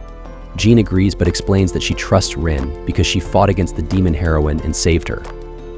Kai reassures Jean that Rin is on the side of the resistance, and Rin confirms this. Rin is happy to have Jean's trust, and Jean decides to keep Rin's non-human status a secret to avoid confusion among the fighters. Jean then asks to touch Rin's wing and finds it ticklish, so she teases her a bit. At dawn, the Great Elder proposes an agreement humans won't enter the forest, and celestial beings won't enter human cities starting next year. Jean agrees and takes responsibility for explaining this to the EO rebel army. The Elder also offers some items to the humans as a gesture of goodwill. Jean receives the fully restored longbow of the moon. Kai gets special bullets that can cancel enemy magic, which he used in combat. Kai is impressed that his equipment was made by real elves. The Elder admits that without the human support, the Celestials would have had a civil war. She asks Jean if her troops plan to fight the spirits and mythical beasts in the west. Jean apologizes and says she can't share internal information. The Elder understands but notes that the Urza Federation will need a guide to pass through celestial territory to achieve their goals. Jean doesn't understand why the Elf Federation is offering help. The Elder explains that Alfrea changed after encountering an intruder 10 years ago, and she needs to understand the connection between the Celestial Lord and the King of the Fangs. She orders Rioran to guide the humans. Rioran is frustrated but accepts the Elder's decision. Rin teases her, and Rioran asks Kai to defend her.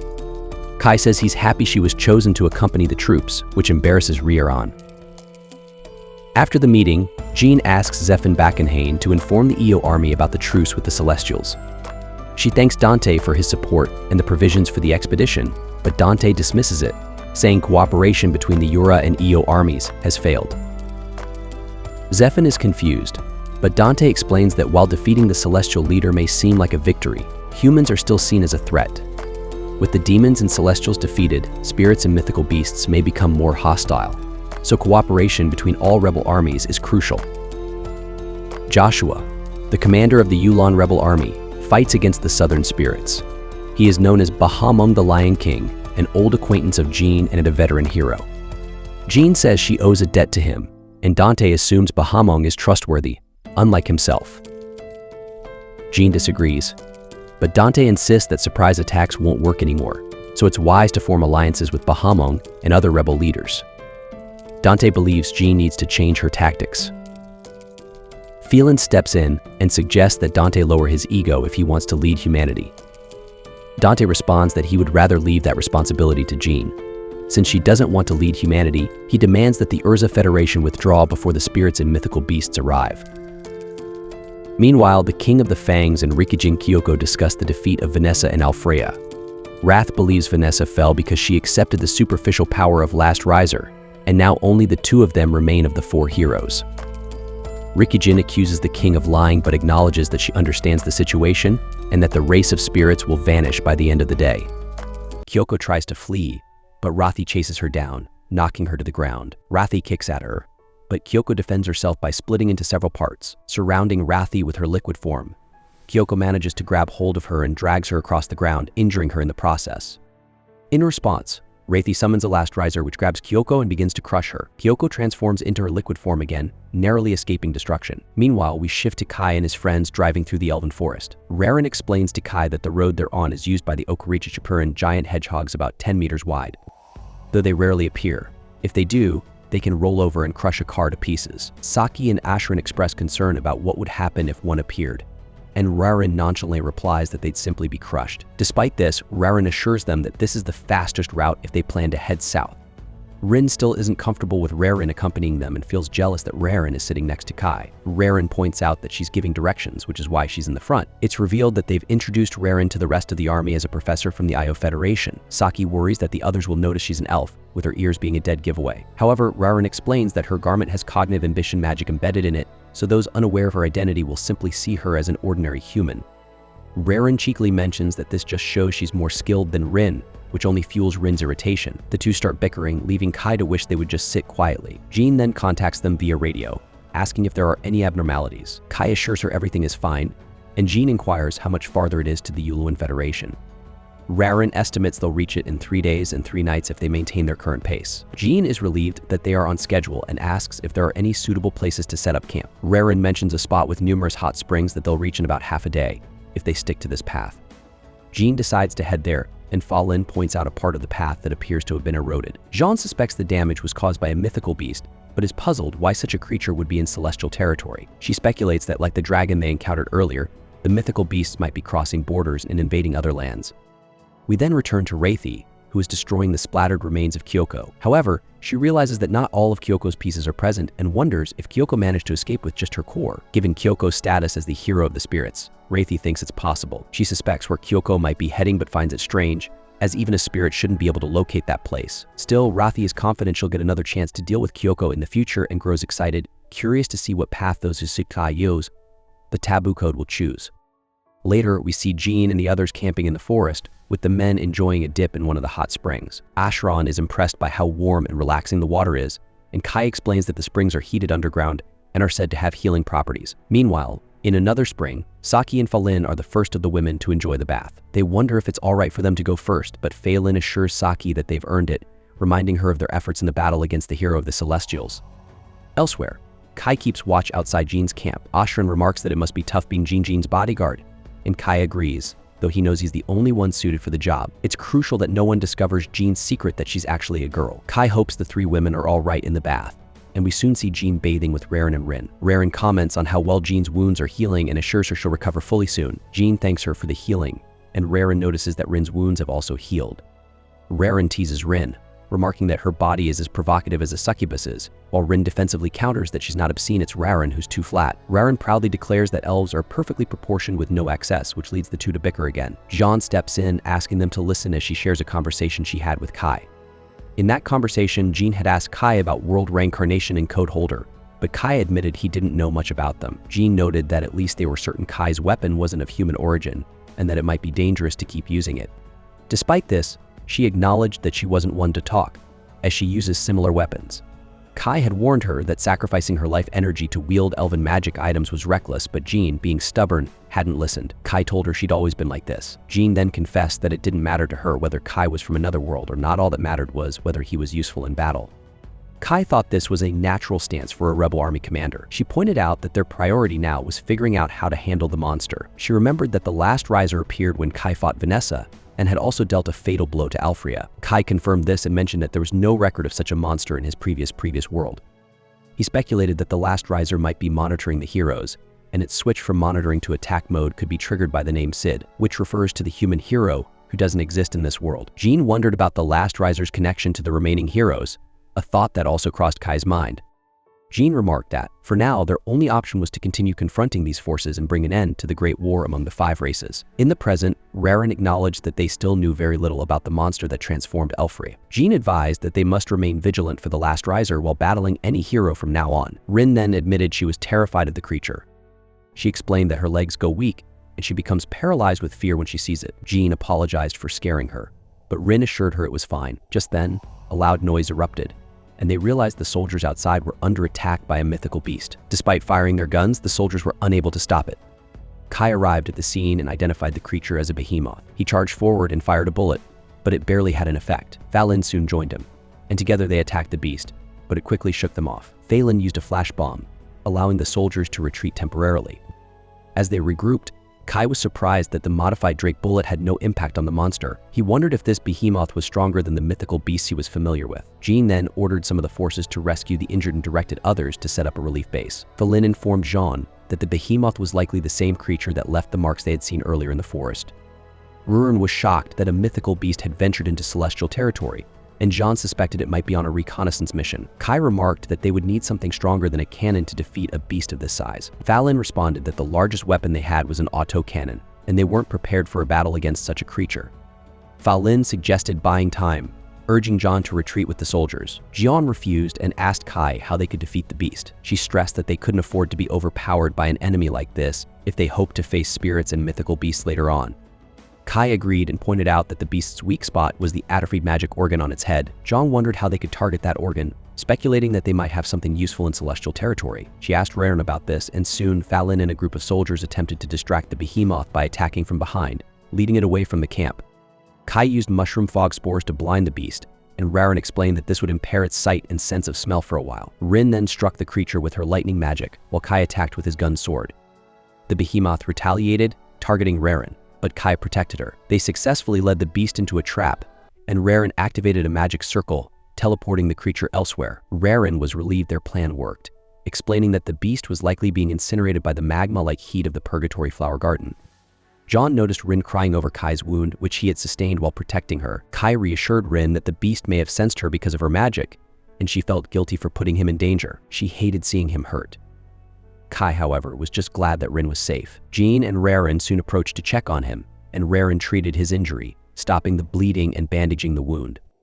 Later, we see Kai resting at the camp, with Rin asleep beside him. Jean and Raren were also resting in the same tent. While asleep, Kai dreamt of a place in celestial territory. A voice called out to him, telling him that he was the child loved by fate and beckoning him to come to this location.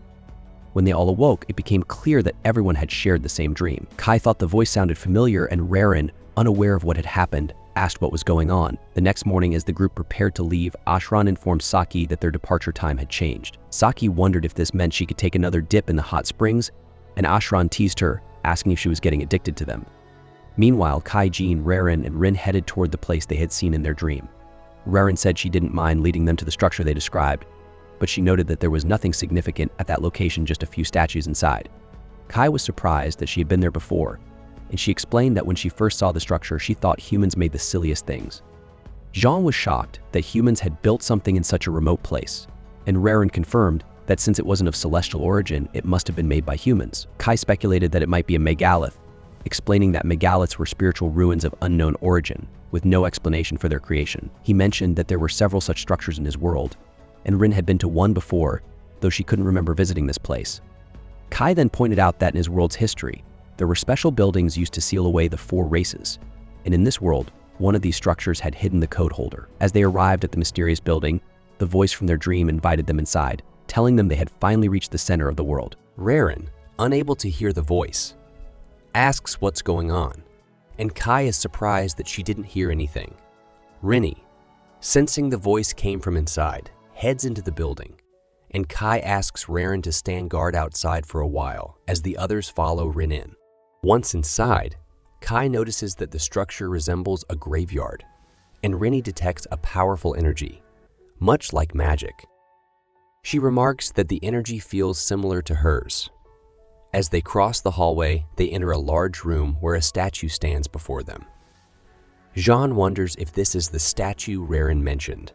Looking at it, she speculates it might be an ancient temple. Kai, unsure, feels like he's seen the statue somewhere before. Suddenly, they hear the voice again, saying it is pleased to meet the children blessed by fate. They wonder where the voice is coming from. It reveals itself as the statue, telling them they don't need to be afraid, as it is currently powerless. Jean asks who it is. The statue explains that it comes from the world where the War of the 5 Races ended and has been waiting for someone to take Sid's place in this new world. Kai is surprised that it knows Sid, but the statue responds that it knows Sid. Even better than Kai does. Puzzled, Kai is asked to take a closer look, and as he does, he realizes that the statue resembles the figure seen in a portrait with Sid. He recognizes it as the prophetic god. The statue confirms his realization, stating that the humans called her Arsla Salaka, a praying god who could foresee the future. Jean asks what this means, and Kai explains that he had earlier told her about Sid, the one who defeated the 4 heroes and ended the War of the 5 Races. Sid had received a prophecy, which was why he was called a prophet. Arsla Salaka was the god who gave him that prophecy and the shining sword. Even Kai finds it hard to believe. He knew Sid existed, but he thought the prophetic god was merely a myth. Arsla says that humans have worshipped her for ages, and during the war between the 5 races, she had the code holder created to protect humanity. Kai then recalls the voice he heard when he first pulled out the code holder, realizing it was Arsla all along. She's pleased he remembers, and happy that in a world without side, it's Kai who holds the code holder. Jean asks Arsla what she wants from them, and Arsla responds that she has a prophecy for them. She explains that this is all she can offer them now, as she used all her power to create the code holder, which is why she couldn't stop the world reincarnation. Kai asks what the world reincarnation is, and Arsla admits she doesn't fully understand it either, but knows that history has been rewritten and Sid's presence erased, creating a false world. Jean finds it hard to believe, questioning if this means all the humans' efforts have been in vain. Arsla reassures her, saying that the opposite is true. Due to the world reincarnation, the world's fate was reversed, but the process is incomplete. Jean asks what a fully reversed world would look like, and Kai answers that humanity would have been extinct. Arsla agrees, but adds that humans survived because of her efforts. The humans are now turning the tide, making their struggle the only truth in this false world. Relieved, Jean listens as Arsla tells her she has a mission. To correct the world, Arsla asks Jean to take Sid's place and become humanity's new hero. Jean wonders why Arsla chose her, and the god explains that she has watched over the world for a long time, seeing how humans have suffered under the rule of the 4 races. Among the few qualified to replace Sid, Jean stands out. Arsla also acknowledges that Kai, who defeated the demon hero, is one of them, but his only qualification is his strength. Arsla reveals that Kai wasn't even supposed to be in this world, which is why Jean is the best fit. Jean asks what her next step is, and Arsla tells her nothing has changed. She must continue leading her subordinates in battle. She must defeat the heroes of the 4 races and the last riser, and only then will the world be restored. Kai asks if Arsla knows what the last riser is, but Arsla admits she doesn't, as this strange creature didn't exist in the original history. Jean then asks what will happen once they defeat the heroes and the last riser. Arsla explains that it depends on how much the world has been affected by the world reincarnation. No one can predict whether the world will return to its original state or continue in its current form after the humans' victory. For now, Arsla tells them to focus on winning the war. She expresses high expectations for both Kai and Rini, and urges them to go forth and become humanity's new heroes. As they leave, Kai asks Rini if something is bothering her. Rini replies that while she couldn't tell if the voice was dangerous, it gave her both comfort and unease.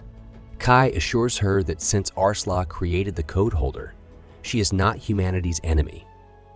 Once outside, Rarin asks why they took so long.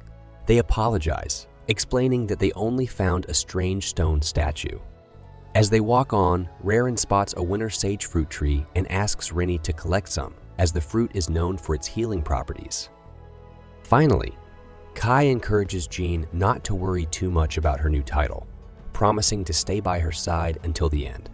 He reassures her that they will end the war of the 5 races, and Jean agrees, realizing that the prophecy doesn't matter. They have to keep fighting. Upon hearing this, Kai remarks that Jean is the same in this world as she was in his old one.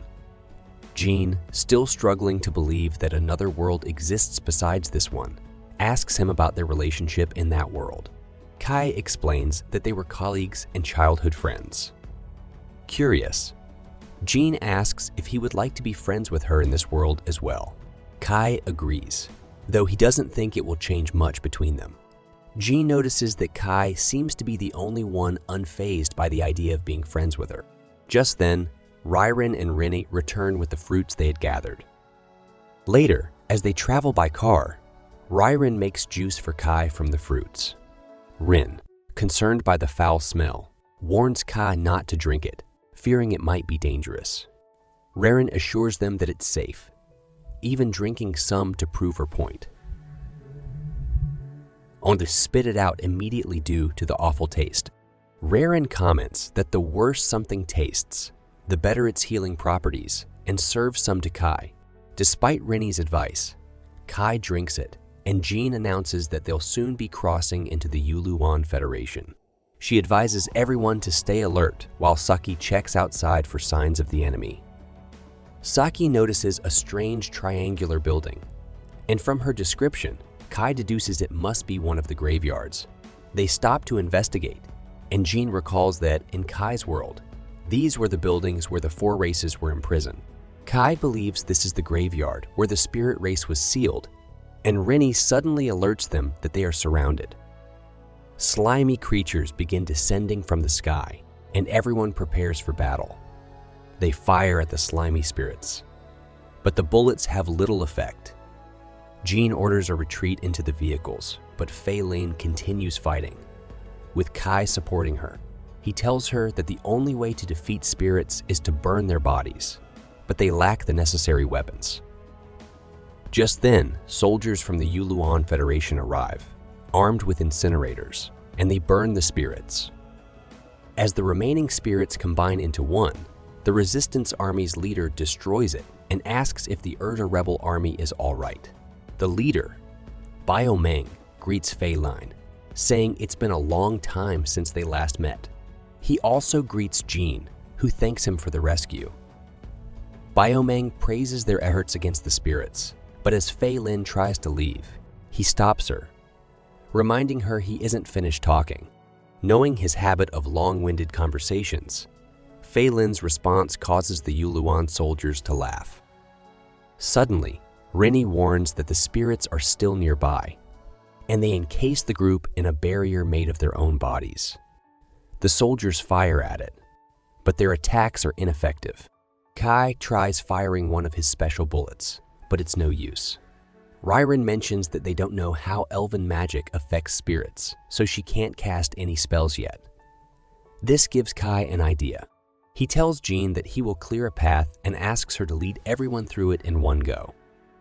They all get back into the cars, and Kai shoots the spirit barrier through the sunroof, creating an opening. It turns out he used the powerful bullets given to him by the dwarves, and he's amazed by their strength.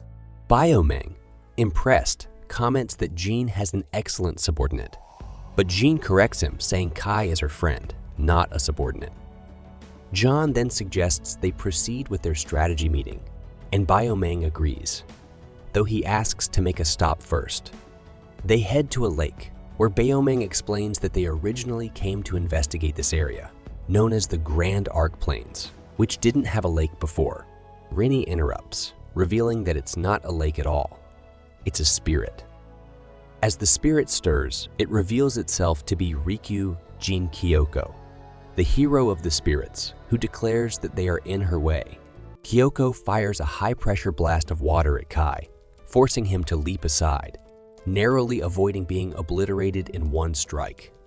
She then transforms the water into a massive wrecking ball, smashing one of the vehicles. In response, Kai goes on the offensive, slicing Kyoko in half with his sword. To ensure she stays down, Kai orders Balmung's soldiers to use all the firepower they have, and they proceed to torch Kyoko's upper body. Unfortunately, Kyoko absorbs the flames and effortlessly reforms her body. Taking a deep breath, Kai realizes she's about to unleash something powerful and quickly warns everyone to back off. Moments later, Kyoko sends a colossal wave of fire toward them, forcing Kai to use the code holder to block the attack and save his comrades. Surprisingly, despite never having met Kai before, Kyoko seems to recognize the code holder. It's especially odd because spirits aren't supposed to be able to speak. As Kyoko starts recalling memories, it triggers Last Riser's sensors. And now that it's aware of her contact with the code holder, it prepares to act. On the battlefield, Kai hears someone talking, but since spirits can't speak, he dismisses the thought that it was Kyoko. She interrupts, asking why he possesses the code holder, which is meant to belong to a specific human. Kai is still in disbelief that a spirit can talk, even if it's the hero of spirits. but his curiosity pushes him to ask how much she knows. He asks if she's referring to Sid. Kyoko wasn't sure before, but now that Kai mentions Sid's name, she remembers everything clearly, especially her deep hatred for Sid. She sees him as the enemy of all spirits. Yet she admits that Sid made her much wiser than she once was. Kyoko reveals that she learned to speak the human language to understand Sid's words as he sealed her away. He had spoken of reincarnation being only the beginning of a greater catastrophe. Kai has more questions, but as he looks at Kyoko, he notices Last Riser's portal opening behind her, right on cue. Last Riser emerges and grabs Kyoko's head. It prepares to execute the Zero Code, erasing Kyoko for uttering Sid's name. But Kyoko has dealt with Last Riser before and quickly breaks free from its grip, launching a counterattack. Realizing it won't be an easy fight, Last Riser decides to retreat. After Last Riser flees, Kyoko reforms her body and descends to the ground. Though she could continue battling the humans, she announces that she's done for the day. Balmung, suspicious of her sudden withdrawal, accuses her of trickery. Kyoko dismisses him, calling him foolish and proposing a ceasefire instead. Balmung retorts that she was the one who attacked first, but Kyoko explains it was a misunderstanding. She thought they were ambushing her while she was regenerating. Kai wonders what could have caused Kyoko to require so much time to regenerate. Kyoko explains that she had been fighting Wraithy earlier, and though Wraithy was tough, handling Last Riser had been much more challenging. She recalls Sid referring to Last Riser as a monster. Although many heroes seek the best for their own race, Last Riser stands apart from all, driven purely by hatred and posing a threat to every living being. Kyoko insists that they need to stop it. Balmung remains skeptical, but Jean assures him Kyoko speaks the truth. Last Riser is a far greater threat, having attacked humans, demons, and celestials alike. A ceasefire would benefit all races. Balmung hesitates, as he has spent so long fighting the spirits and still considers them the enemy. He struggles to accept the idea of suddenly coexisting with them. However, Jean explains that she has already brokered ceasefire agreements with both the demons and the celestials. While she doesn't forgive them for oppressing humanity, she believes that these non-aggression pacts will prevent further losses, and it's a wise move to accept the offer. Reluctantly, Balmung agrees to the truce with the spirits. With nothing left to do, Kyoko declares she's leaving. Before she departs, Kai asks where she's headed. Kyoko points to a distant black pyramid, explaining that she remembers the graveyard, the place where she first encountered Last Riser. Last Riser had appeared after Sid's disappearance, and the heroes had mixed reactions to it. Vanessa had looked down on it. Alfrea was repulsed by it, and Kyoko had been cautious. At the time, she hadn't cared much, but Wraithy had embraced it, and they've been working together ever since. Kai asks if Wraithy's motivation is to become stronger, but Kyoko doubts it. Wraithy is too proud to rely on anyone else's power, so there must be another reason beyond the race war. By now, Jean and the others are ready to head to the graveyard, and Kyoko asks Kai to lead them to the entrance since he's familiar with these structures. They arrive at a similar entrance to the one Kai found in the Urza Federation, and he leads them to the chamber where he first discovered the code holder. As Kai approaches the pedestal in the room, the code holder begins to react. Suddenly, he hears a recorded message from Sid, who apologizes for failing to protect Rin. Sid's message asks whoever holds the code holder now to finish what he could not. The code holder then projects a bright light onto the wall, opening a portal that immediately pulls Kai and the others inside. Before they know it, they find themselves back on the mysterious platform where Kai first found Rin. Both Balmung and Fallon are uneasy, feeling as though they're being led into a trap. They demand an explanation from Kai, but he's just as clueless. Though he's been teleported here before, he never had the chance to uncover the place's secrets. Recognizing that standing still won't provide answers, Kyoko begins walking in the direction where she senses a massive energy source. The group follows her lead and soon arrives at another platform where they discover something unexpected. A statue of Alfrea. Upon closer inspection, Raren detects magic emanating from it and concludes that this is the real Alfrea, trapped under some sort of petrification spell.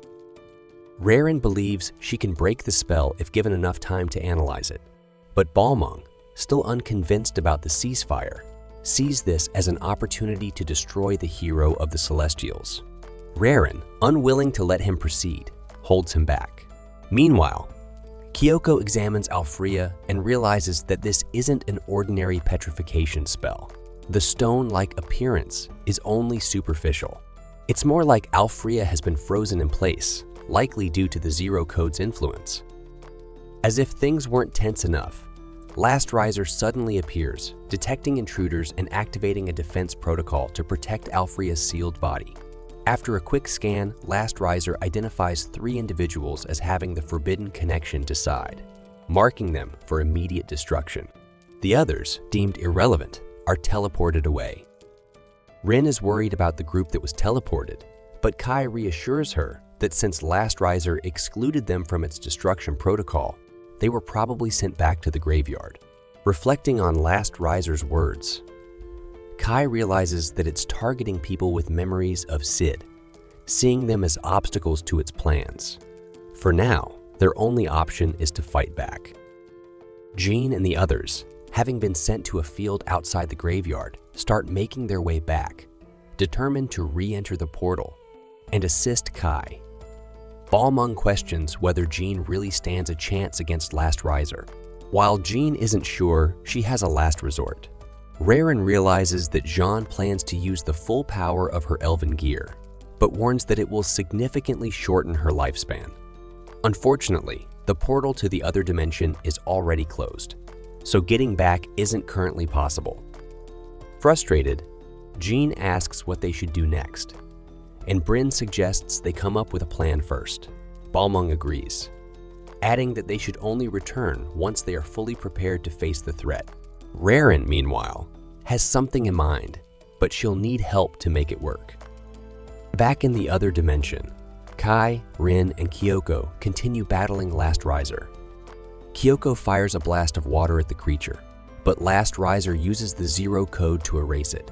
Kai tries to strike while Last Riser is distracted, but his attacks don't seem to inflict much damage. While Kai keeps Last Riser busy, Kyoko approaches Rin and asks why she isn't helping. Rin admits she wants to fight, but is too terrified to move. With no time to convince her otherwise, Kyoko grabs Rin's hand to absorb some of her magic. Once Kai manages to create some distance between himself and Last Riser, Kyoko encases the creature in ice and shatters it into pieces. Kai is astonished by her power, but to his dismay, Last Riser quickly regenerates from a portal.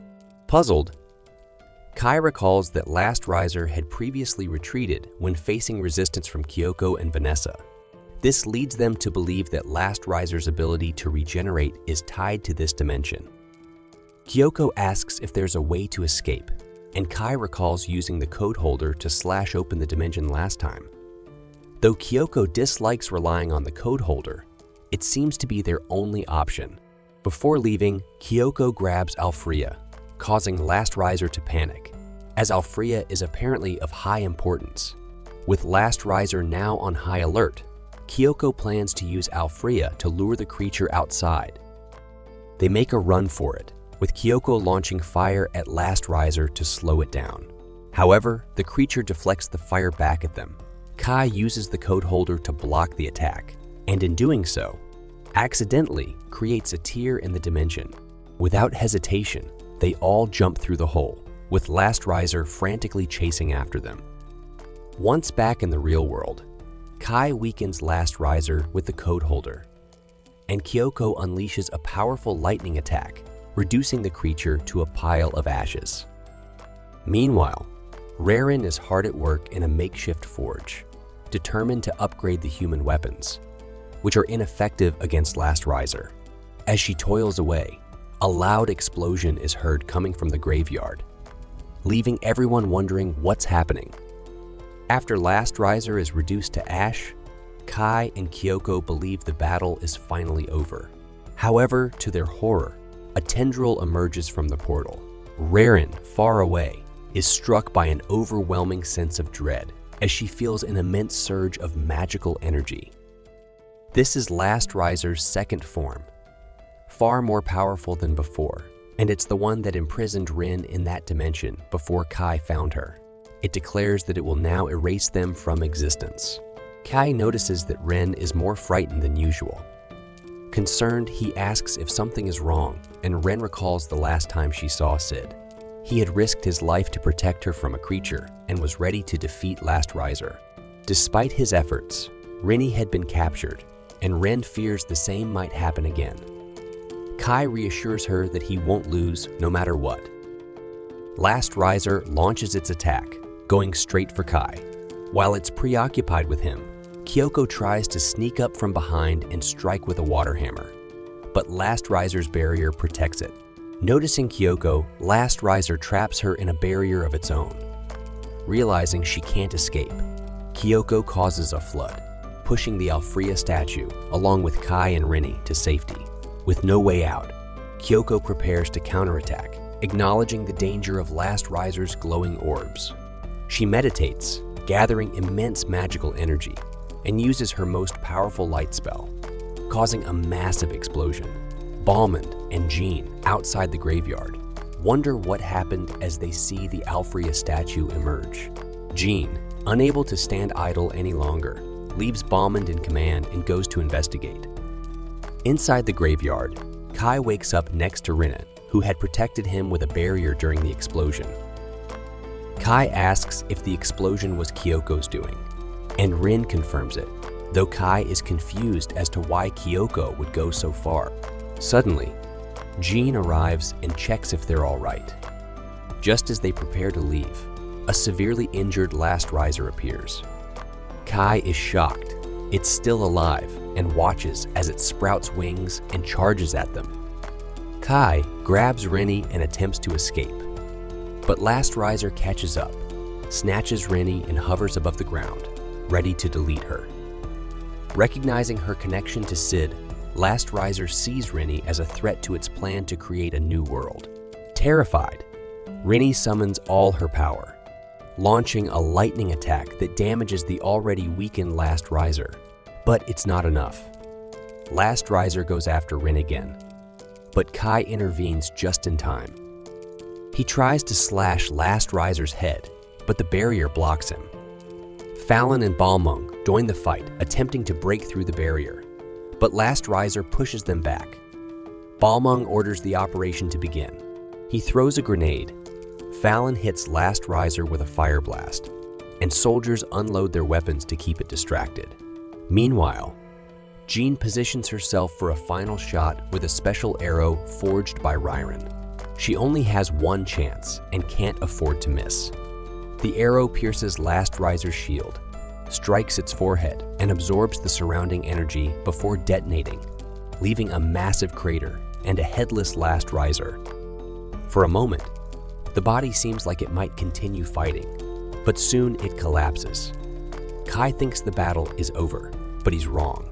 Last Riser's head starts singing a creepy song, and before anyone can react, it initiates the second shift of world reincarnation.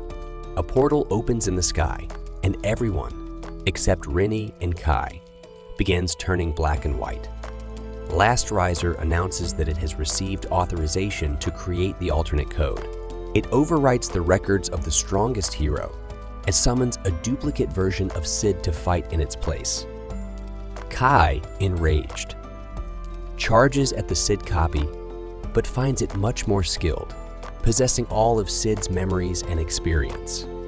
Rinny tries to help by striking it with lightning, but unlike Last Riser, Sid is unaffected, and she ends up getting captured. In seconds, Sid creates a portal to imprison Rin for later deletion. But for now, it focuses on Kai. Furious, Kai demands release. But no matter how hard he fights, he can't break through Sid's defense. he begins to doubt his strength. Kai recalls a time when Jean asked why he trained so hard when there were no threats to face, wondering if he was trying to become the new Sid. Kai had denied it, knowing he could never live up to Sid's legacy. To him, Sid was the ultimate hero. But the being in front of him is not the real Sid. It's a twisted imitation, and Kai refuses to lose to it. His determination helps him unlock the full power of the code holder, and he manages to knock Sid back and tear a rift in the dimension, though only temporarily slowing Sid down. Meanwhile, Rinna finds herself chained up once again in the other dimension. Though terrified to be trapped alone, she sees the rift Kai created and knows he's still fighting to save her. This realization gives her the strength to break free from her chains and escape through the rift. At the same time, Kai is on the verge of being struck by Sid's code holder, but Rinna arrives just in time to pull him out of harm's way. She tells Kai she wants to fight alongside him, and he's grateful for her support. Turning to Sid, Kai fires a special bullet. Since this version of Sid is only a copy, the codebreaker can't handle the pressure and snaps in two. Seizing the moment, Kai charges at Sid. Though Sid catches his blade, Kai fires an explosive round at close range, blowing off Sid's arm. However, Sid quickly regenerates with a tentacle in place of the missing limb, continuing the fight. Kai's sword falls near Rinna, and she rushes to retrieve it. Even without his weapon, Kai manages to hold his own against Sid, knocking him back with a punch. This gives Rinna enough time to return his sword, just in time for Kai to block one of Sid's attacks. As Kai battles Sid, he notices the code holder glowing. Without fully understanding the power, he uses it to cleave Sid in half. It seems like the fight is finally over, but Kai suddenly realizes Rinna is no longer by his side. He looks up to see her flying into the world reincarnation portal. Desperately, he calls out to her, but she begins to glow and disappears in a flash of light. When Kai opens his eyes, he finds himself in a dream, watching his younger self fall into a graveyard where the code holder is embedded in a pedestal. Just as he reaches for it, the image shifts into Rinna asking for his help. Realizing it's a dream, Kai wakes up to find Rinna beside him. She's relieved he's all right, as she had started to worry he wouldn't wake up. Kai apologizes for causing her concern, but there's something else Rinna wants to discuss. She admits that she used to be content just fighting by his side, even tolerating the other humans for the sake of being with him. But now she wants more. She wants Kai to like her as well. She leans in to kiss him, but before she can, Jean and Ryrin burst into the room, kicking Rinna off the bed to prevent it. Jean checks on Kai, asking if he's all right after being unconscious for 3 days. Kai is shocked to hear he's been out that long. Jean explains that after defeating Last Riser, he and Rinna collapsed and were rushed to Yulin Hospital. Rinna woke up after a few hours, but Kai remained unresponsive until now. Ryrin scolds Rinna for trying to take advantage of Kai, while Rinna argues it's only fair since Jean spent the night holding his hand, and Ryrin hadn't left his side until recently. Both try to explain themselves, but it's clear something happened. Once Kai recovers, the team returns to the graveyard where Alfrea's statue is kept. Surprisingly, Kyoko survived the explosion by saving a piece of her core. However, she's in poor condition and will take over 30 years to return to her normal size. Ballman agrees to care for her in the meantime, but warns her to respect the peace treaty, threatening to squish her if she breaks it. Kyoko agrees, acknowledging her current defenseless state. Ryuren gathers everyone and warns that no one is allowed to touch or harm Alfrea, or they'll face the wrath of the Celestials. Both Kyoko and Baalman vow to protect the statue, ensuring that neither humans nor spirits can approach it. For now, the group's priority is learning more about Last Riser, as there are other versions still out there. The only remaining hero to confront is Rothi, who likely holds the answers they need. As the group prepares to leave, Kai and Rinna take a moment to reflect in the graveyard. Rinna asks if Kai thinks Alfrea can be restored, but he doesn't know for sure. What he does know is that he's been entrusted with continuing Sid's legacy, and to do that, he must protect Rinna, and he'll need her help to succeed. That brings an end to Season 1. Thanks for watching my recaps. Also, don't forget to like, share, and subscribe to our channel.